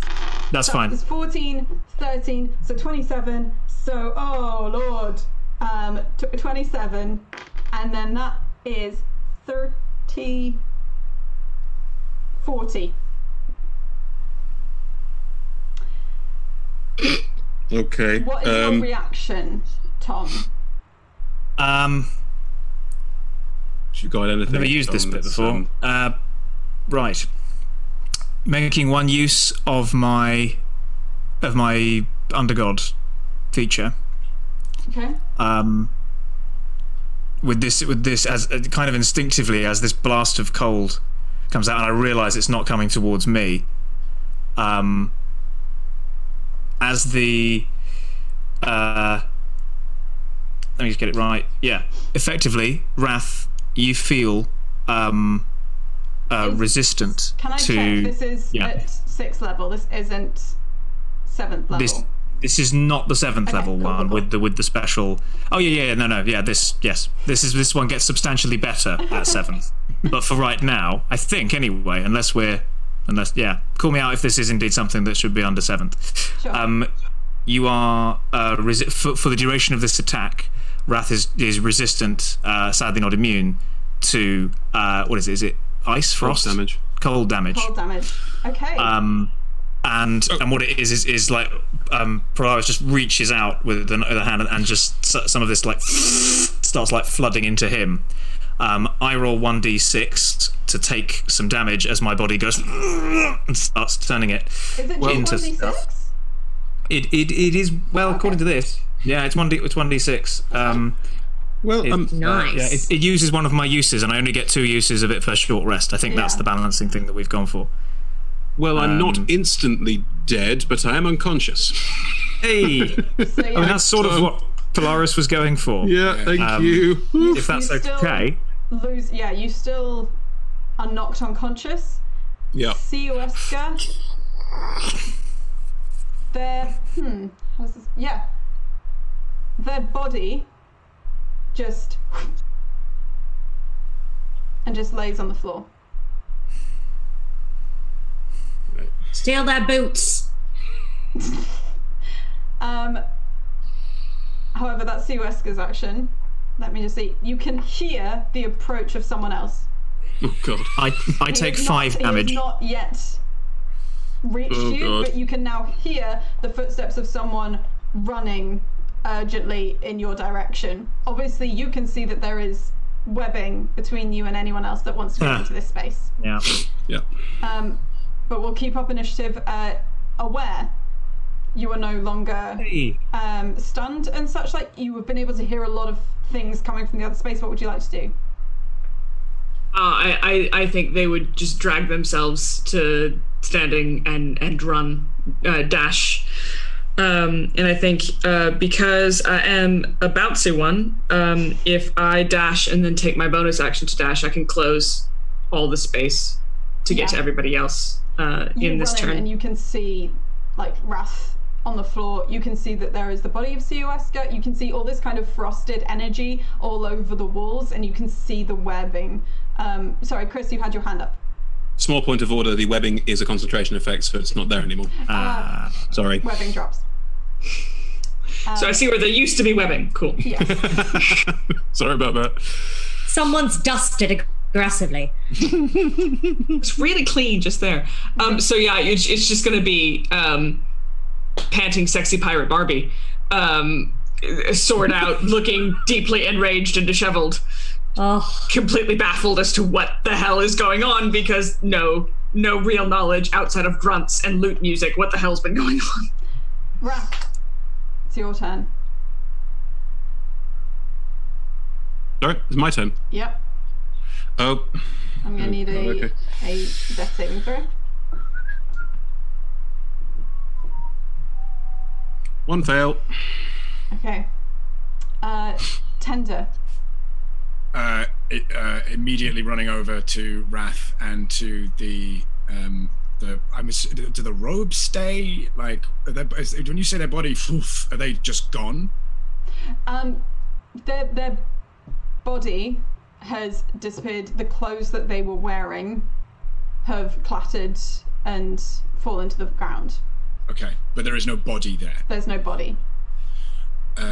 So as he's running over to Wrath, Tender will look back at panting sexy pirate Barbie and just say, "What happened to the turtle?" and do a first level cure wounds on Wrath. Which is good. Yeah, which is eight points of damage. Yay! Je suis alive. Good. And it's back to Polaris. Polaris is kind of like partly covered in coral and partly like with like ice melting into his veins. Cold The ones that you can see. You can see that he's like. He's got, those of you who've seen this before, actually, yeah, he's kind of got that black energy now circulating through his body that he has when he's got some stuff charged up, because that's the thing that happens. So now whoever he hits next, they're going to have a real bad day. And so he's obviously he does glance down at Wrath and sees that Wrath's eyes open from, well, assuming they do, from the cure wounds. Yeah, I'm still alive. Looks up, but also is aware that this isn't over, and he's still trying to protect people. So there was somebody coming. There isn't any webbing. No webbing. So I think slightly on adrenaline, and because he's never done that thing where he can kind of absorb someone else's hit before, and that's kind of Much appreciated. He's feeling pretty yeah, I hope so. He's feeling pretty big in various ways. So he will, I think, just start moving towards wherever this person was coming from. At the very least, start going down that corridor. Well, this noise, right, of somebody approaching. Yeah. And I remember, and of course, I wasn't there when 2 people arrived. So, but yeah, someone else is coming. I need to check it out. There were some people of indeterminate number. Yeah. Hannah. Hey. Oh, sorry, and I will hold an attack, and we'll attack them if they come close, if they melee me. Yeah. Yeah. I think the reasonable thing to do would be to cast Healing Word on Wrath as well, and see if we can bring you back to life properly. Oh, great. So that's a 4 + 5, so that's 9 HP back. Thank you. No problem. And then I am going to run after Polaris. Okay. You run after Polaris.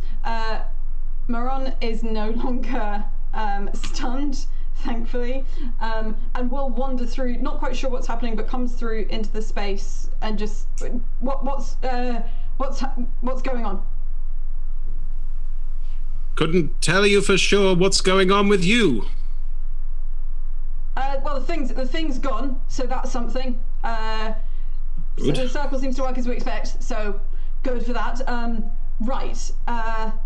Celeste goes through to the other room where the object was, just without saying anything, runs through into the other room. Tom, hurtling down, not dashing, but at the most speed that he can otherwise do, is this individual who is wearing kind of leatherish armor, has a port wine stain over half of his face, kind of, I think, shortish hair, and is brandishing a longsword and a dagger. You readied an action, so make an attack, because he is just coming down here with everything drawn. Great. My trident is readied. I will make an attack.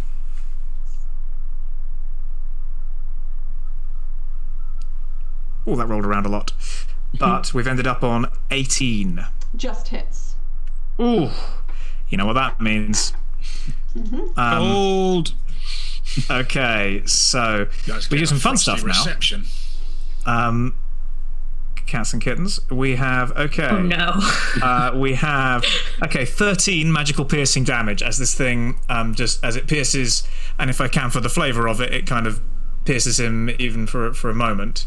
And then I roll... He uses his reaction to parry. Oh, nice. What were you... Sorry. It would have been 13. Mm-hmm. Yep, it's 13 damage is the piercing. Yes, sorry, that was me looking at parry, getting excited. I can't parry this one because it won't take it low enough. Gotcha. So it still takes the 13 damage. And then I roll 3d6. I roll 3d6 and then I roll a d12 to find out what kind of damage it is. Because Polaris still hasn't mastered his power. So basically it's that's 2 5s and a 3, so 13 more damage, and their type is, bear with me, I will need to roll and then refer. So basically you see, like, well, any of you looking see like the black energy inside Polaris kind of like flowing through his trident, almost like water going up against a smaller point and then bursting through, like, and it kind of just goes off like a gun through this thing.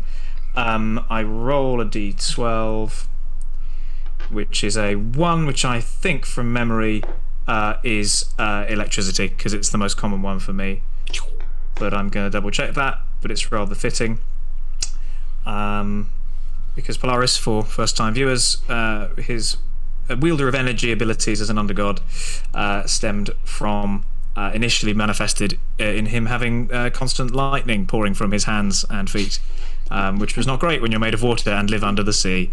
And yes, sure enough, he's rolled a 1, and on a 1 to 3 on the d12, it is lightning damage is the form that this takes. So it was 13 of lightning damage. So he's basically been hit with a giant cattle prod that's managed to not only really hurt him and then go... This energy... Oh, and I have 2 attacks. Sorry. You can ready 2 attacks, right? Yeah, if you ready the action, can you do that? Because there's a whole thing about like readying the action, not the Yeah. attack. So Okay. Yeah, because there are. You're right. There are situations where it's always you can only make one weapon attack if it's not your turn. But I think if you ready the action, reaction-based, it would be too big a nerf. I think for fighters if you can't Yeah. do your full thing. So I'm due a miss at this point, but I've rolled a dirty 20. So Jesus. Okay, roll the damage on that. Not even going to bother to parry. bangarang, here it comes. That is a 4 plus the 6 is 10 piercing damage. So pulls it out and then just kind of goes for his arm or something. You would have hoped that this cattle prod and additional attack would make him look more uncertain. But God. you just see him look at you, like just wipes a bit more webbing from his hair. Like You've got web on you because he's got hands full of swords. Hands full of swords. Hands full of swords. Step aside, or I deal with you. It's your choice. Okay, you haven't stepped aside. It seems very much like I'm dealing with you. That is a 15 and a 17 and another 15. None of them hit. No. I have AC 18. Oh, he's with the coral and everything. Yeah, and also I have true. The coral and stuff. I have AC 18 anyway, I think. Yeah, you have AC 18, and also if it did hit you, it wouldn't hurt you. Yeah. Well, it would, but half. So yeah, I'll in that case, because I was going to do the thing of like he cuts me, but with my lack of bones means it goes through. But instead, I think it's just the coral, just like it's. Can I calmly just do like a clonk, clonk, clonk? Yeah. When are you going to start dealing with me? And that's where we're going to pause to have a little break. Right. We will be away for I think like kind of 5-10 minutes. There'll be a little countdown so you can see when we're going to come back. But then we will see after the weirdness of Seawesker how you deal with Adon and what happens there. So we will see you super soon. I have to make sure that I'm doing all the right things on the OBSs, but we will see you very shortly. Bye.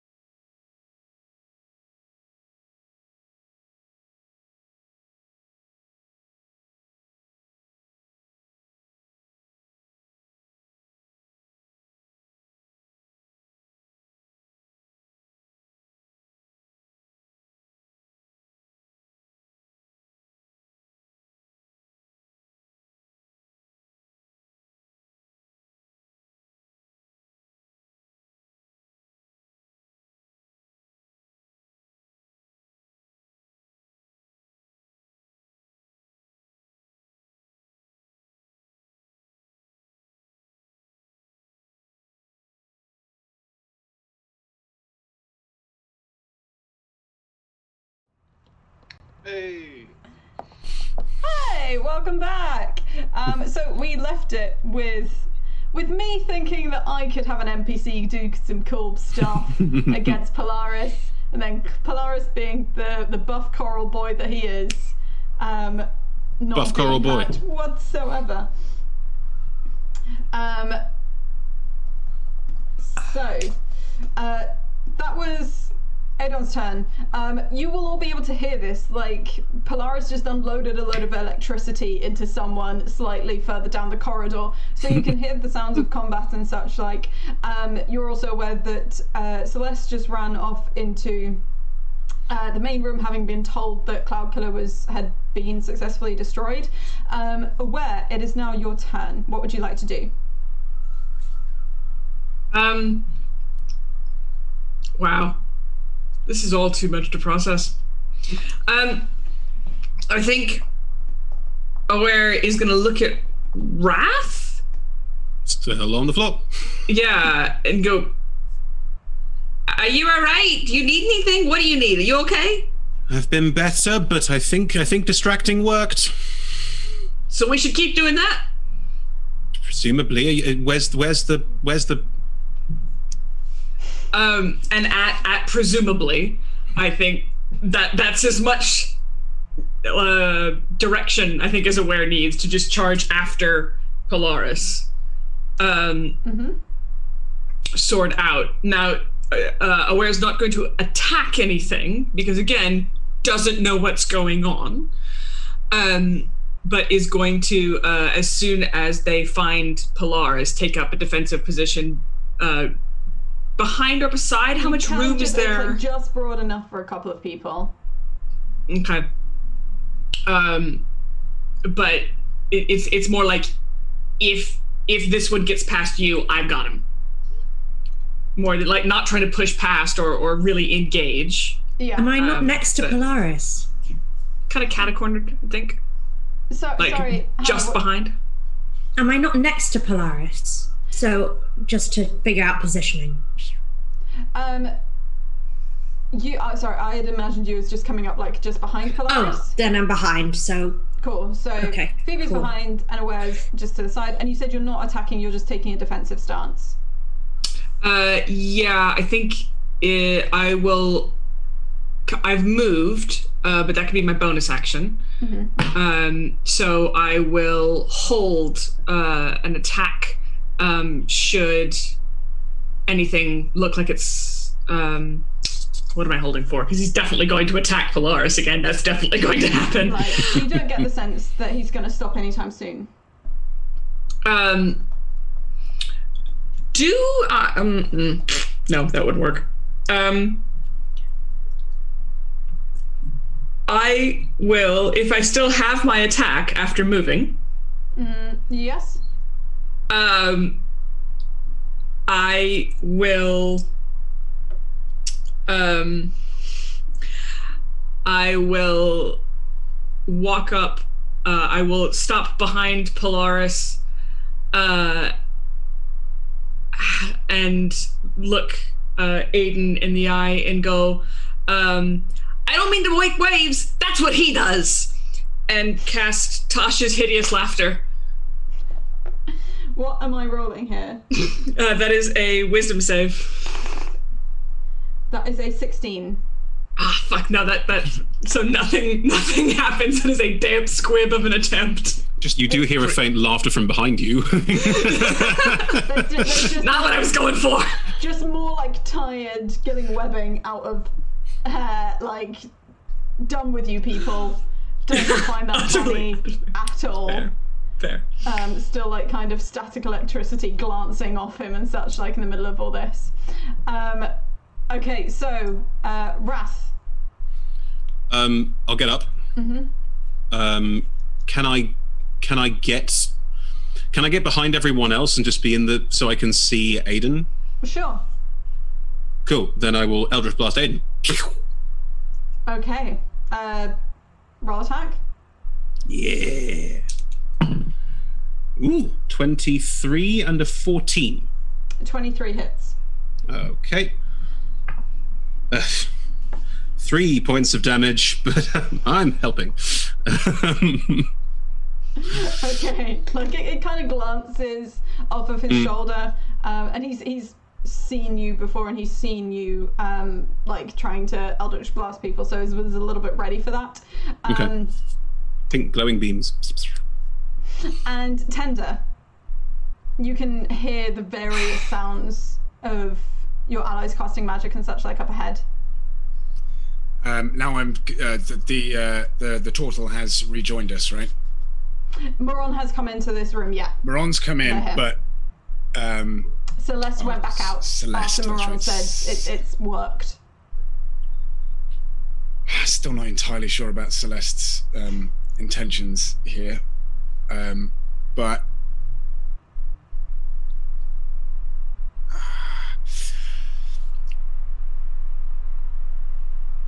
I just don't want to get back in that room and everything to be gone, including Celeste. And you know what I mean?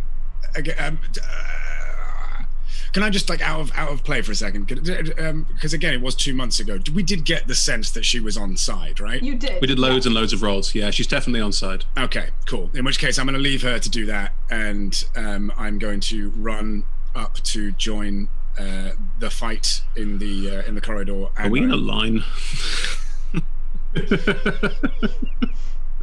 I'm going to cast Hold Person on what's his face? On Aiden. Okay. What save am I making here? You are making a Wisdom save. That is... That is a 17. Better wisdom than you'd think. Nothing happens. I know that feel. Yeah.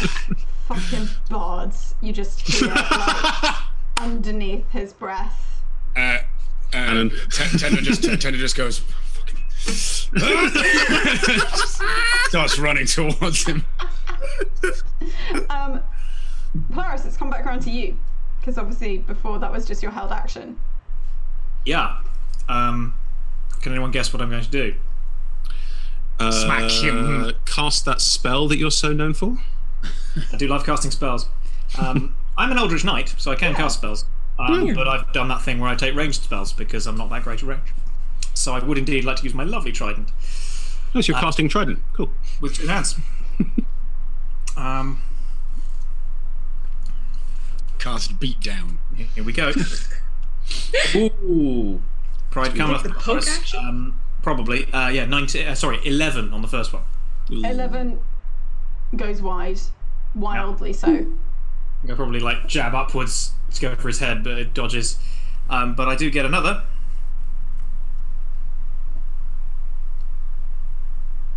Is it a nat 20, Tom? No, it's just a 24. Just Just your standard 20. Okay. Peas and rice. Peas and rice. Peas and rice. We have rolled only 9 magical piercing this time. Okay. Chop. Still looking hearty, more so than you would expect. Like, this is doing damage to him, but I think you start to realise like the sheer bulk and heft of this man. after the dodge and Too in large. response to the hit, as you say, not massively flooring him like I thought it might. I'd like to kind of, as the second hit connects, be like, where did you get your training? Takes about several hundred years, mate. And it's Phoebe's go. Hi. So he's still kind of in combat with He's currently like, Polaris? dealing with yeah, Polaris. okay. I would like to inflict wounds, please. That's So that's just a melee spell attack from me. okay. But I do have to touch him, but he is messing around with Polaris, so I could just boop. But, like, the spell attack is the Yeah. measure of whether you manage to touch him. Sure. You boop. Oh, well, that's cocked and is gone. Sorry. I'm just going to... No! That's just gone now. What's that, Tom? Tom, you said something. Missed Tom. my very lovely tray completely. Does flanking? Can we avoid crosstalk, folks? It's a bit hard to hear Sorry. if someone's rolling. Let's let them roll. Ha ha ha ha ha. Today is nice. I rolled a 19. God, I can't even parry the stuff you people are doing to me. Okay. So that's inflict some wounds. I'm sure that this will be fine. just finding my D10. I found my D10. That's 1, 2, 9. Okay. Starting. Necrotic.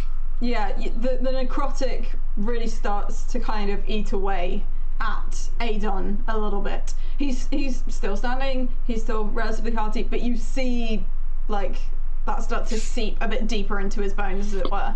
At this point, Moran isn't as trusting of Celeste, so goes back through kind of just shouting after exactly what are you doing, what are you what's happening, and you can't see what Moran or Celeste are doing in the cavern they're in because you have left them. Adon, seeing you're all now piled up, aren't you, basically? Okay. Yeah. Uh-oh. Could you all please make me a dexterity saving throw? Come on. Having a bad day. Come on. What have you all got? So that's a 4, that's a 3, that's a 3, that's a 5. Tom, what have you? 7? 7? Well, I mean, I was really down on my 6. I think it's the highest roll, so, you know. No, I was a 2 on the dice. I'm sorry, Mine was but a 4. I could not be happier with the image that we're about to get. Oh no. So, I mean, first off, Are we all cheese? What happened? well, I'm just going to do a couple of rolls so that I know exactly what I'm describing. So that's going to be 8. That's going to be 12. Okay, so Adon, having just like had it, but also seeing that you have all put yourselves very closely packed next to each other, giving him the perfect opportunity to pull something out of his pocket. It looks like you can't tell if it's a button, you can't tell if it's a marble or something. Indeed, it does look a little bit like a marble with some kind of swirled colour in the middle, but if you were able to look closer, you'd see that the marbling in the middle is always moving. Throws it at your feet and uses this bead of force, which does 12 damage to each and every one of you, and just whoop. Uncanny dodge. So even though I'm not able to avoid that, I'm able to like wiggle my way out of part of it. So you're going to diminish the damage, basically. Yeah. Yep. Yeah, You half are still damage. in a sphere of transparent force. We all stuck in it. Encloses you for a minute. A minute? Yeah. 5 hit points. Okay. You can use your action to push against the sphere's wall, moving it up to half your walking speeds. The sphere can be picked up, and its magic causes it to weigh only 1 pound, regardless of the weight of creatures inside. Tom's just left. I have a feeling we are getting chucked. Another yeet is in our future. Action to I genuinely can't believe the odds involved that all 5 of you would fail that dex save. So, Aiden uses his action to do that. He is going to start. We are so effective, everyone. He is going to start just rolling you in the direction of. Fine. I'm gonna say that you can only get like halfway, but it's also because he can't use his action to like pick you up or anything. But you can feel this happening. And Adon just gives you like the most annoying kind of shitty smirk from through this as he's doing it like this. He's just picking it with his finger. Can Phoebe flip him off? Oh yeah, you can be seen. Ow, Phoebe, no! That's my leg! Pip, I don't have any more 3rd level spell slots. Do I still have dispel magic? Can we stop this? I mean, yeah, but then I don't have any more level spell Now would be the slots. time to do anything! Well, okay, fine. I will try and cast Dispel Magic if we're not in initiative order anymore. I'm basically going to say whatever you would like to do inside the ball, you can do, because at the moment, all that's going to be happening is Moran and Celeste are investigating to make sure that this has actually genuinely worked, because Celeste doesn't trust that it has. Sure. Adon is going to roll and then probably start to pick you up and carry you, and then we'll be rolling towards the cavern, and we'll see what happens when he gets in there, because obviously Moran and Celeste are also there. I'm going to what? Hello, yes? It's a bit late now, but I will ask. As a reaction, I can, when taking damage, Misty Escape. Which means I teleport 60 feet and turn invisible. Which means I'm outside the ball and everyone else is in it. Yes. I'm going to say it's too late. I don't want to sound... No, it's fine. No, I should have called it earlier. It's fine. Super mean about that. No, it's fine. Okay, but sorry, I would like Hannah, to you were saying. dispel. Please, may I dispel magic? Okay, I'm just gonna see how this works, because this isn't a spell; it's a magical item. Okay. In terms of being able to dispel it, because does it basically say you can dispel a spell? It says choose one creature, object, or magical effect within range. Any spell of 3rd level or lower on the target ends. It just says spell. I'm going to say that because it says spell, because otherwise we get can't use it. body area of like what level of rarity of object is equivalent to a spell. You can't currently dispel this. That's fine. May I cast Spirit Guardians then, please? Fill up the bubble more. No, because it doesn't have to be in the bubble. They don't exist in the bubble. So no. There was 15-foot radius, isn't it? And if the bubble's smaller than that, they could be outside 10 it. feet. Yeah. I listen, and I can do maths. Just inside the bubble with these spirit guardians attacking him, going So yeah, I would like to call. This is our party dynamic. That's what it is.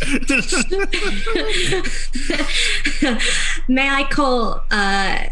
If you're tuning in for the first time, Phoebe has these sort of creepy Oscar statuette style spirit guardians modeled on the things found around the temple that she grew up in, and they are gold and faceless, and they flit around me for a distance of 15 feet for their duration, and I designate the creatures that are our party to be unaffected by it. Yeah, but that means the affected creature's speed is halved, and when a creature enters the area for the first time on a turn or starts its turn there, it must make a wisdom save. So I cast it, so not only is it is he moving slowly, but he's moving up, but he will only be able to go 15 feet. Yeah, and he'll start his turn in there, and he will have to make a wisdom save, please. Okay, wisdom save, that's a 16. Because a wiser boy than you'd think. Yeah, mine is also a 16. So that's just a save. Yeah. Half damage. But every time he starts his turn in their area, he has to make it again. And I can hold it up for 10 minutes. With his speed reduced that much, I'm going to say that it's going to take like 3 or 4 turns to get there. So I will make a series of... what happens when he fails? He takes 3d8 of necrotic damage. Okay, roll the damage for me for the first one. Second one is the third one is a success. Hold on. If he's having all these turns, can I do something now? Yes. Sorry. We'll go back to a more Phoebe, Hannah, if you can roll me the damage for that first time. Okay. 5, 4, 8. Is that 8 total? No, 5 plus 4 plus 8. That's 17 necrotic. Nice. Looking a little bit thrown. So All of death. in him taking that damage, does it have any visible effect? Do we see that happen to him? You can see necrotic damage being done. You can see those kind of black wisps and stuff. You're not seeing it's not like he's not kind of falling to his knees because he's struggling so much and losing so many hit points. No. Mm-hmm. So I think again, Aware is gonna go for, "Hey, come on, guy, what's eating ya?" And Tasha's hideous laughter. Wisdom, right? Wisdom. That is a 15. Fuck, by 1. Yep, he saves. It's more crickets. You just, I think you do my hear best laughter. stuff. I You hear don't. laughter in the ball again. It's like, all you get from outside is, "Sir, I can't hear you in the ball. I can't. Sorry. What a shame." Yeah, and Tender's doing the kind of like muted mime. Is there anything else anyone is particularly keen to do? Because otherwise it will be the 2 There's nothing I rolls can for the do. Spirit Guardians, but I'm out he of is spell slots. just waltzing saving you 1. through to the main room. I'm going to try hold person again to try and get a negotiation going here. I've got 1 more second level spell slot. So we've got Wait. Okay. No, go, try hold person. If not, I've got something I can try. I'm going to try hold person 1 more time. Okay. Which is a saving throw of wisdom. So 16 on the dice. son of a gun! Okay. I won again. So Chris, you said Wrath wasn't going to do anything. Tom and Got anything I can do? So what Aware is going to do is reach down into the bag and pull out the immovable rod that Wrath gave them in, I believe it was episode 3, and is going to push that as far towards Aiden as possible, like as far into the edge of the sphere as possible, and then turn it on. Okay. The immovable, and it encloses the area. You're trapped. Yeah. Only breathable air can pass. So you trigger the immovable rod. Aiden's just kind of doing the whole doop, and then there's like a moment where it stops. Aiden Hanging upside down from like 5 foot off the ground. Aiden glares at every single one of you. Removes his hand, so the ball is now hanging from Oh god! the rod, and just storms into the next room. Not allowed to storm away without taking more damage.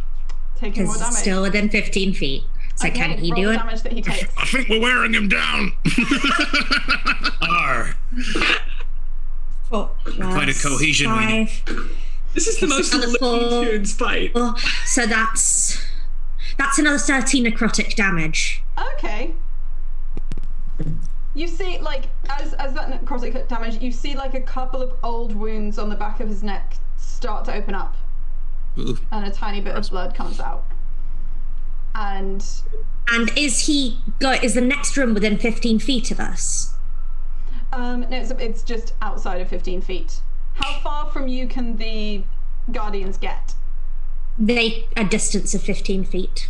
Ah, okay. 15-foot radius. So That's he why I goes ask. out of their space.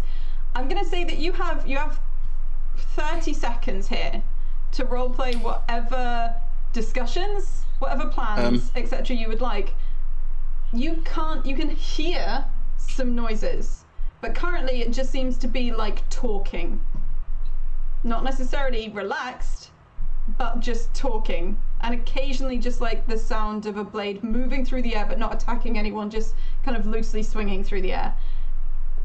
You've got Polaris, about 30 seconds before this will just like drop you right next to all of this. who can hit me? Who can hit me in a way that won't kill me? I've got 5 hit points, but who can hit me? I can Somebody hit slap me. you. Yeah, slap me. Someone slap me. I could heal you and then hit you. Even better. Somebody slap him. I'm gonna slap. Somebody slap them. I guess I'm gonna do cure wounds on Wrath Okay. at With first force. So that's 9 points of healing, and then I'm just be like, Phoebe, smack him. Smack them. Do I need to roll to slap him? Technically, yes, but Chloe, it's up to you. I'm going to say this is in the same way, like, you can choose to fail a wisdom save. You can choose to get hit. Okay, just hit me. What is your unarmed strike? A good question, and one I have never used before. Your unarmed strike is going to be, it's like a D4? D4 plus 4? No, it's not D4. It's just your strength mod. You're plus a monk. 1. It becomes a D4. I think it's just 1 plus whatever your strength is. Oh, I see. Sorry. Yeah, it's just a plus 1. It's just 1. What is your strength mod? It's plus 1. My strength. Right. Unarmed strike. It here says plus 4. That's sorry. Okay. That's for if you had to roll an attack roll. It is just plus 1. Phoebe's strength mod is plus 1. Okay, so I take 2 points of damage and Misty escapes, so I can get out and I'll run into the chamber and see what I can do. Okay. Everyone else, is there anything else anyone wants to do inside the ball? You've got about 15 seconds now. He can handle that on his own, right? Yeah, you can handle that on there. I mean, I can let the ball go. Right? Yeah. You could disengage the rod, the immovable rod, and we could sort of float down. Disengage the roll rod. in there. Okay, so Raph, Misty escapes, goes into this core room. I'm technically invisible for a round, so I just disappear, and I can teleport 60 feet. So to an unoccupied space I can see. Can I see into the room? Yes, what you can see, just like there's a small crack that you can kind of go to, like this small little jagged door opening. You can see that Moran, Celeste, and Adon are all kind of slightly dispersed, but around the center circle. That's what you can see inside. But it's also still quite. It's relatively dark. Then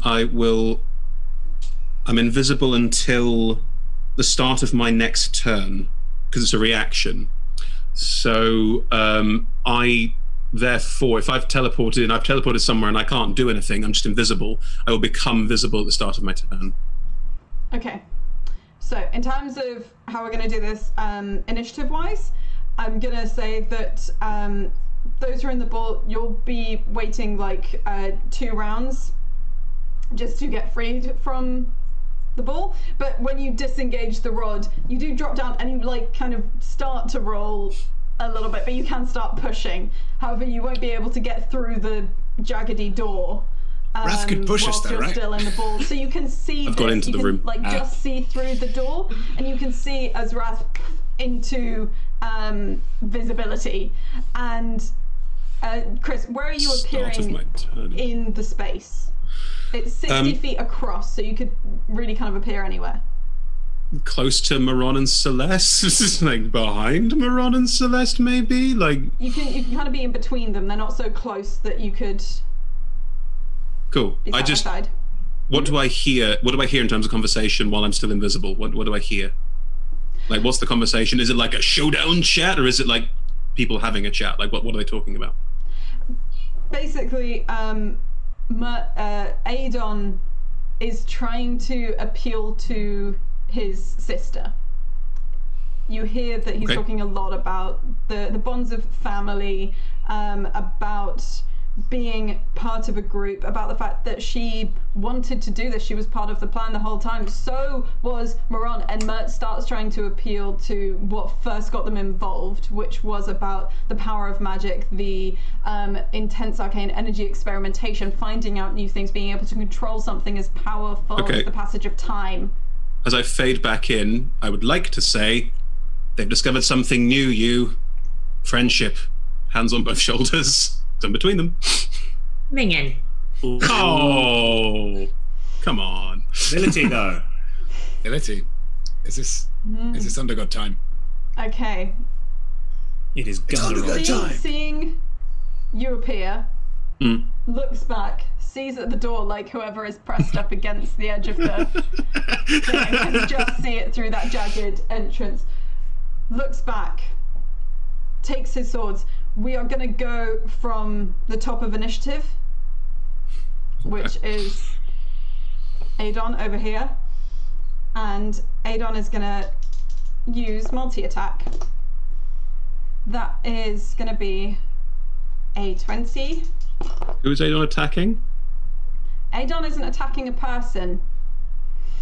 Adon takes his sword and his dagger. The dagger goes wild, but then the sword, he just says, well, okay, see how your precious friendship helps you, but you're not breaking anything of ours ever again or destroying the things we need, and just brings it down onto the structure and starts cleaving away at the very structure. And this is one that is hewn of both kind of out of metal and rock, but skilled a fighter as he is, he's able to start cleaving parts from it. There will be another round before the people who are in the ball will be released, but you can still do things from a distance if there's anything you want to do. But you can see like magical sparks almost pinging off of his sword every single time he is hitting this monument. So we go first to Aware. It's one of the main sources of light in the room, even, because Maroon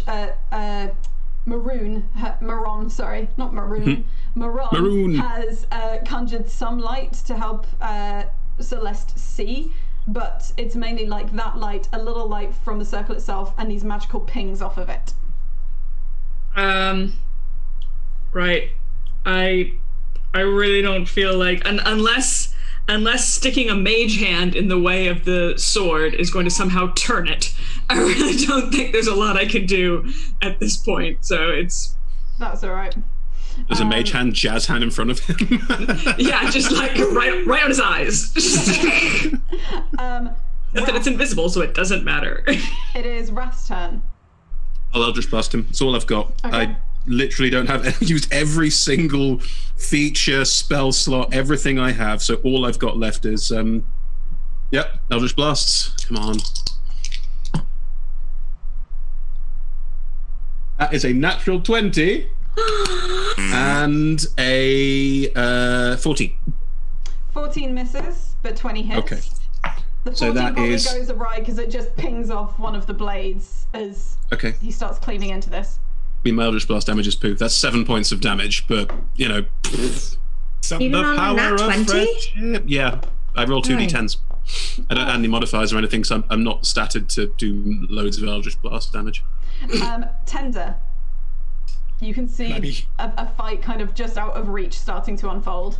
Can I be heard Yes. in my bubble? We've had it that people can hear each other through the bubble. Sound can pass through, I'm saying. Friendship. That's kind of what he's going to go with.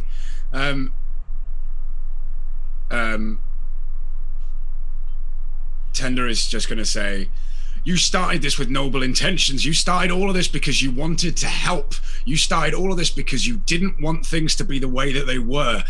There's got to be some way that we can figure this out and work together. At least don't destroy the one chance of putting this right. And I'm going to try and make a persuasion roll, at least for stop, not to stop completely, but to stop Sure. for a second. Okay, roll persuasion. I'm just going to say, stop and think. I know you're a blunt instrument, but this is not a nail. Wow.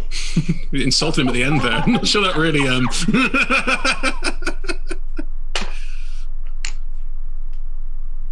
It's a 14. 14. It's a 4 on the dice.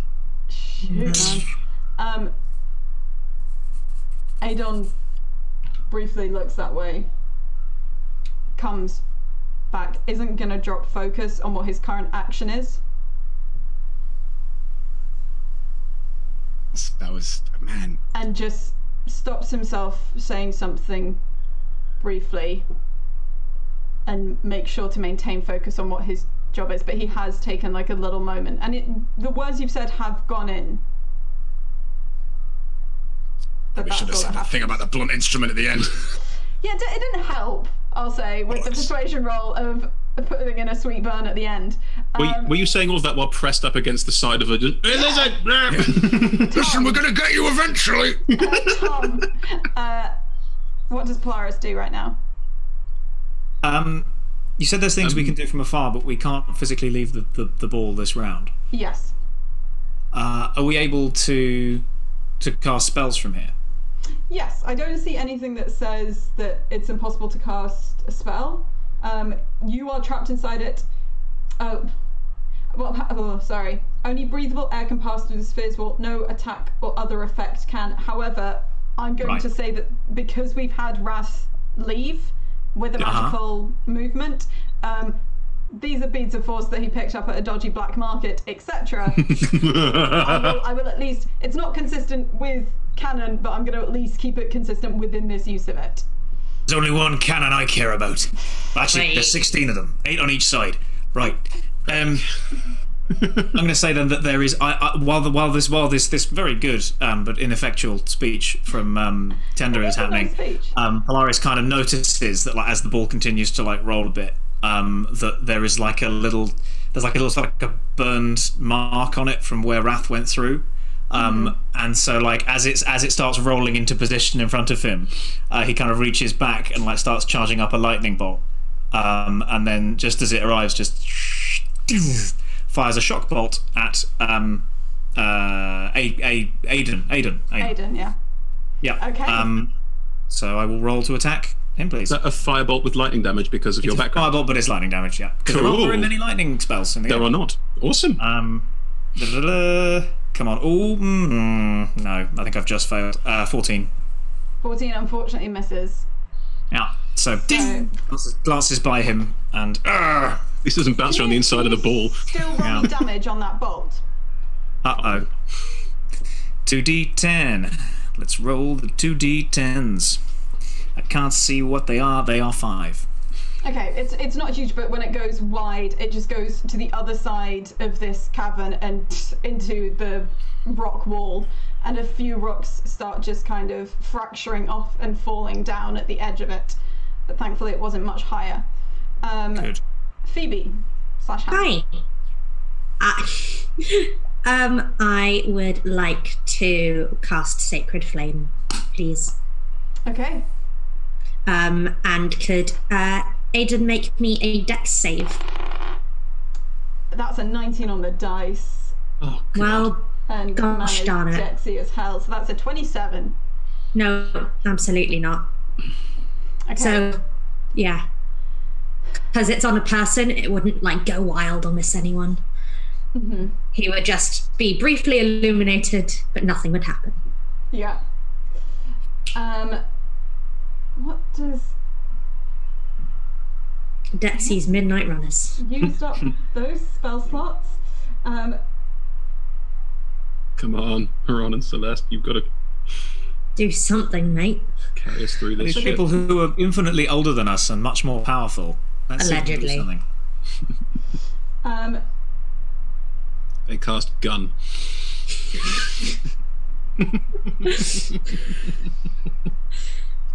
Interesting. Interesting. No, that's not going to prevent that happening. No, it's tricky because it's making sure that it's stuff that isn't going to potentially also damage the circle. Anything that targets him. Because Or another force wall. But Or another between the force sword wall. and the structure. used up the last slot that can cast Wall of Force. Darn, dang nabbit. Wall of Forces and Big B's hands and stuff up today.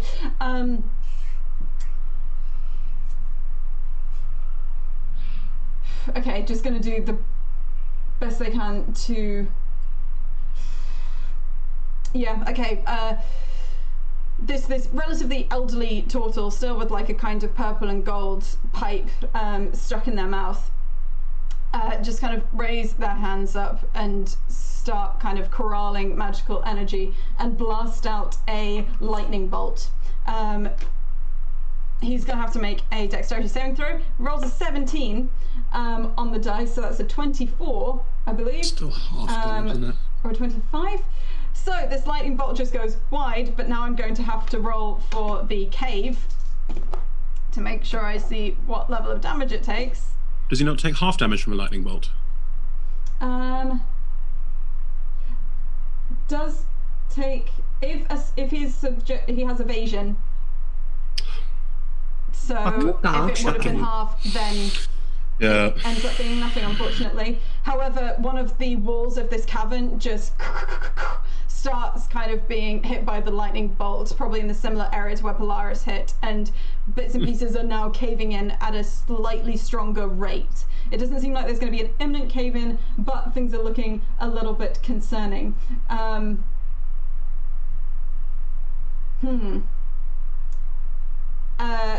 Celeste is going to try and cast Flesh to Stone on Adon. So this is a Constitution save from him. It's also concentration on her part. That's these color dices. I know dice.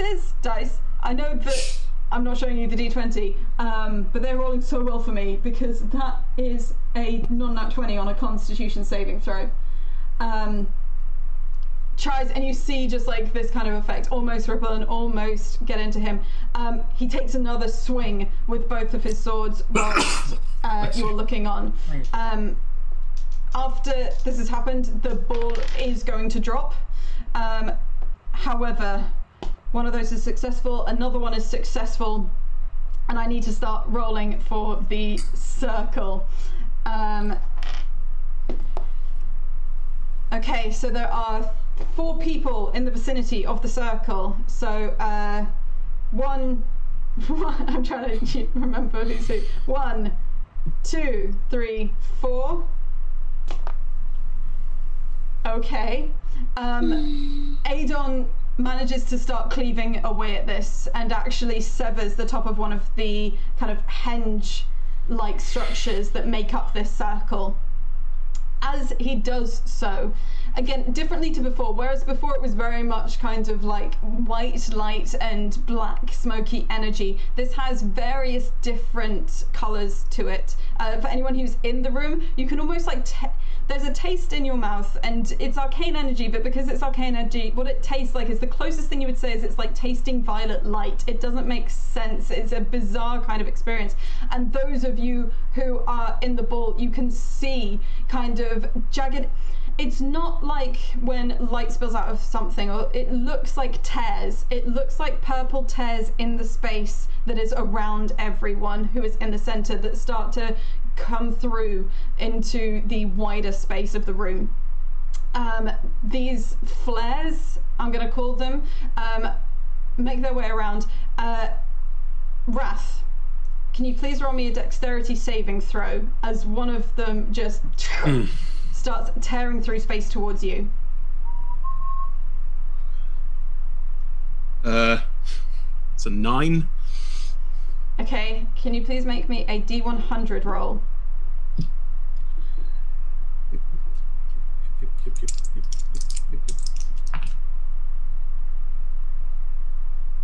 What? Well, in the grand scheme of rolling well today, that is a 1 on a D100. Oh shit. Okay. Yeah. I will describe a mix of what you all in the ball see just as it starts to from your hands and you start to kind of tumble through this jagged hole that has been used as a door into this space, and also a mix of what Rathar feels. This tear, which looks as though someone has torn through the air and let out this kind of violet arcane energy, it tears into and through Wrath, and you can all see like the reverberations of this magic as it pours out, as Moran and Celeste try to dart out of the way, as Adon just still is going at this, and as everything starts to kind of fracture and shatter a little bit in the center of the room. Wrath, what you feel, you don't feel pain. You don't feel anything necessarily unpleasant. You just feel a very strange detachment from time. You can't quite tell what time it is right now. You can't quite tell where you are. And everything starts moving too fast outside your body and outside your physical form and your awareness for you to process. From outside, what this looks like is as though fresh tears are made and with each one, a slightly different shape, a slightly different form, a slightly different image of Wrath comes through. Polaris, you notice and you recognize, even though they're just for split seconds, certain personas of Wraths that you know, and you're also the only one, because you're the only one who's known Wrath for that long. What you seem to be seeing is Wrath getting younger. But this is all happening in incredibly split seconds, and it's so fast. And what you also realize is there is a point where all these rippings, all these kind of taking off the wrapping paper of reality, as it were, in this kind of way, there is a point at which you think it might be a persona, you think it's a persona, you think that one's Wrath, you think it's a persona, and you keep thinking it's a persona, but this one is too consistent. This doesn't seem like it's just a persona that Wrath would have had to have held for an incredibly long time. As the energy ricochets around the space, as Adon keeps hacking away at this, then once Adon has realized that he has dispersed this energy, he has at least made this circle not useful to anyone, Adon uses his weapon and makes sure that, just as with Sinueska before him, he sustains more injuries upon the ones that you gave him, and suddenly it is just some weapons and some clothing that is on the floor where Adon once stood, as this unwrapping and tearing around Wrath continues until things slightly die down, and it was just in those 3 seconds of the ball falling away, there is someone standing there, but that person is not Wrath, as far as you can tell, as far as you know. Chris, I am happy for you to describe what you want. I know that is a lot, but we will be wrapping up this episode relatively shortly, so you don't have to commit to too much. Can it just be a shadowy figure until I sort out backup stuff? Shadowy figure? Cool. Okay. All you can see is a shadowy figure. So that we give Chris some we have some time to sort things out. Is there anything in the immediate aftermath of this, as the arcane energy fizzles out and creates almost this kind of dampness in the air, like how it is after a storm, where it's still just past, but you can feel the change and a slight coldness in the air. The circle just, the spear pops, and you can move through. Is there anything anyone would like to do?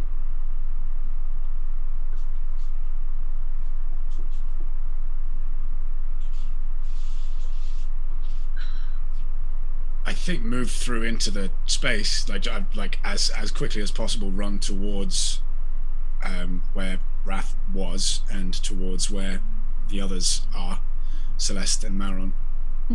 And just stand and look at the pile of clothes that was Aiden. Yeah, I would do much the same. I would be looking for. I'd be looking up to where the tears were, and trying to see where Wrath has gone, because I don't understand what's happened. Roll me investigation.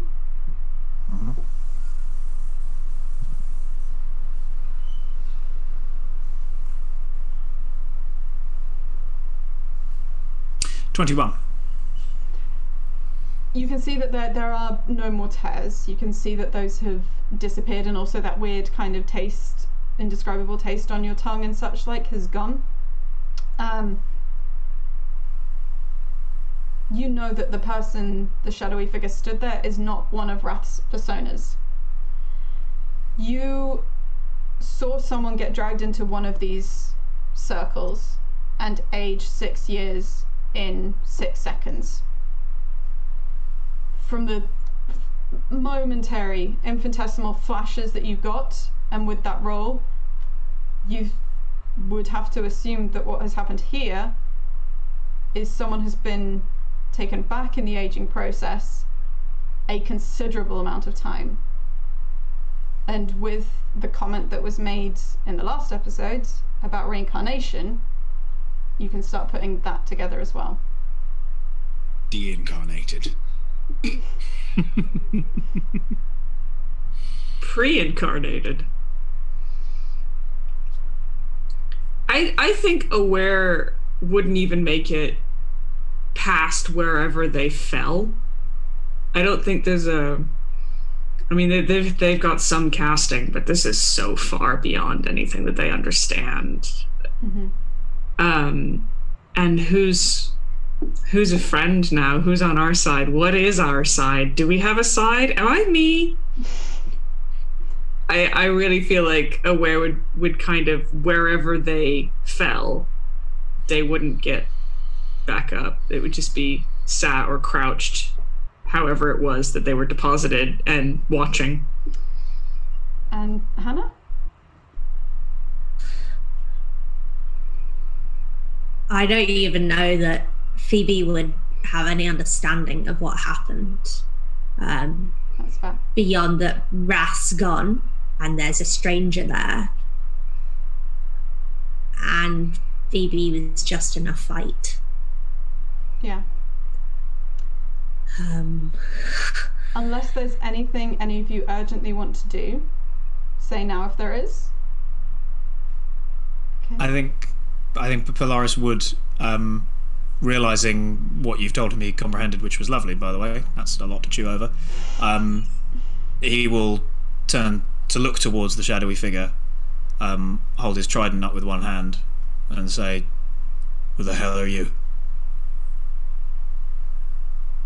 And with your trident pointed at the shadowy figure, with rocks still not in a way that means you're in any immediate danger, but just as kind of a lingering portentous threat, rocks occasionally tumbling from the edges of this now incredibly quiet space. Moron and Celeste looking, but also privately, like seemingly occasionally pointing at each other, and you can judge that they are privately talking with message, but with looks of not total confusion, but concern and thought on their faces. You all have a moment to breathe, and Tender, in your head, you get this one voice that goes, okay, so there's a thing. I think I found the thing that you want. Oh, I isti thinkish you. I foundish the thingish that yisti wants. No code right now, Isla. Okay, there's this place called Ewelt's Gate. And with that mention, we're going to pause the session. Thank you very much, everyone, for watching. Thank you, everyone who was playing. That's a lot, and there'll be this was nice, wasn't it? This was nice. Let's go now. So melt it down. Melt it down. No. That's brutal. Thanks so much. We stream Undergods. We missed it for a little month, but we now have a regular session whilst we're doing this in a distanced way, which is 2 p.m. the first Tuesday of every month. So do please join us for that. This is a monthly campaign. Probably going to be it's not often that combat-y, probably a little bit more story-ish, socially stuff, given what's happened next time. And we also stream every Monday evening at 6 p.m. BST, which is currently Icewind Dale Corrupted, based on the new Rime of the Frost Maiden book, and that is run by Chris over there. And so join us for that. That's on twitch.tv/Adventures Wanted and twitch.tv/D&D. Also, if you want to follow what we're up to, then just check us out on social media. We're at Adventures250 on Twitter, and we're Adventures Wanted everywhere else. You can support us by watching our streams, by telling people about us on social media. You can also support us via Patreon, if you go to patreon.com/Adventures Wanted, where you get things like this as playable modules, you get homebrews, and various bits and pieces in terms of exclusive content on there. And thank you so much to our sponsors, D&D Beyond, Ultra Pro, Hero Forge, and also to our supporter, Thornless Rose. I am going to check the names and do the random selection of everyone who's been in chat today for those dice, whilst everyone else plugs any stuff that they're doing. So take it away in our little kind of alphabetical-ish order. And if there's anything, because I know at least some people are working on bits and bobs, do share what you're up to at the moment, and if there are things that people can watch or see of yours. Not at the moment, apart from Corrupted, but yes, I'll pass on to people who have a lot more on than me. I do have a lot of a fair few things on, actually. You can catch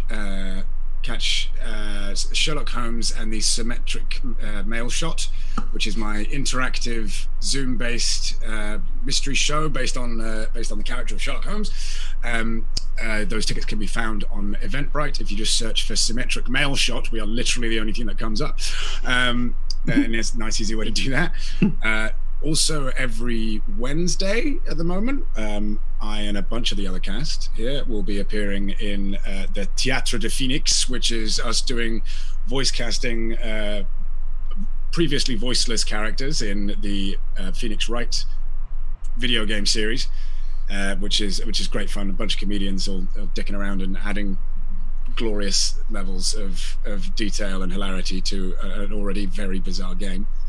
And that two plugs will do for me for now. Yes, that's it. So I am currently promoting 9 Foot Square, which is a limited web series featuring many of the Adventurers' wanted faces. It's a dark comedy about intimate space. You can find any information about that on my Twitter @TheSarahGriffin, or searching 9 Foot Square on Vimeo, or searching Wilf N, the letter N, Fat Groin, which is the production company who have put it together. So if dark comedy is your thing, please do check it out. Hi, I'm Hannah. I'm at Holla Out Loud on Twitter, like the bread, and then out loud. I'm in a few of the things that have been mentioned already. But I'm also really excited about doing a lot more TTRPG stuff, and I do offer editing and like playtesting stuff, which I think I've done a bit for Chloe, and I had a really great time doing it. So if you need someone to have a look at that and make sure it's accessible and inclusive and well written and clear, then I'm your human. Yes, I'm Tom. I am right now sat in pretty much exactly the same part of my bedroom that I do my own live immersive experiences over the internet on. We'll have one called Jury Duty, which you can find by searching for Jury Duty Exit Productions. That should find it, Jury Duty Exit Productions. That won an Offie on Friday, which we're very pleased about. It has been, it has been very well received by lots of audiences and is going on and on. It's effectively a 12 audience reviewing evidence, but crucially having a chance to interview one-on-one, two-on-one, whatever they want to do, with an actor, me, or another very talented actor who's now involved, working as the defendant, and try and work out if they done it or if something else is going on. Spoiler, there might be something happening, who knows. But that's going on. That's running pretty much constantly, and takes private bookings as well if you have 11 friends or fewer, or indeed a few more. That's fine. I'm also part of Parabolic Theatre, and we've just last night premiered our new show England Expects, which is very good fun indeed. It's basically you take over the running of a ship in the Mediterranean in 1940. You are trying to get back to England to defend the English Channel, but along the way you've got to do some investigations in far-flung locations like Valencia or Marseille, and it is an immersive game more than an immersive sort of on-rails piece of theatre. You really do have a lot of choice over what you do, and it has, as ever with Parabolic, multiple win scenarios at the end, so who knows how you and your friends would do. That's currently sold out, but if you search England Expects Parabolic, you can be the first to know about when it's going to extend, and there's even a waiting list for some of the shows. So yeah, that's what I do here in front of this wall. If you like this wall more than me right now, you can have both by coming to those. Thank you. Awesome. I'm going to do a quick plug for myself, which is just that I write small-scale RPGs, and I not rocket-propelled grenades, as my parents thought that meant. role-playing games. Rollflipdraw.itch.io. So do check that out if you're looking for some stuff, which is a mix of some very silly things and also some more like serious emotional games. So something I forgot to clarify about the contest is that unfortunately we can only post to UK addresses. I'm aware, however, that it is incredibly early in America right now, so if someone from like other time zones are watching, like, good on you, because this is going to be pretty early for you. However, we will speak to people in on Twitch message, but King Suje, I'm not quite sure how that's pronounced, but King S-U-J-E, these are going to be making their way to you. We will look out for the messages in your Twitch, because we will message you for your address and to sort that all out. It might take a week or so to arrive because of delivery right now, but well done on winning those dice from Thornless Rose. I think that is everything we've got right now in terms of bits and bobs. Chris and I have to go and talk about making a character. And we will be back next month with the show. Thank you so much for watching and have a lovely rest of your day. Bye. Stay safe. Bye. Okay, we're not streaming now. That's stopped.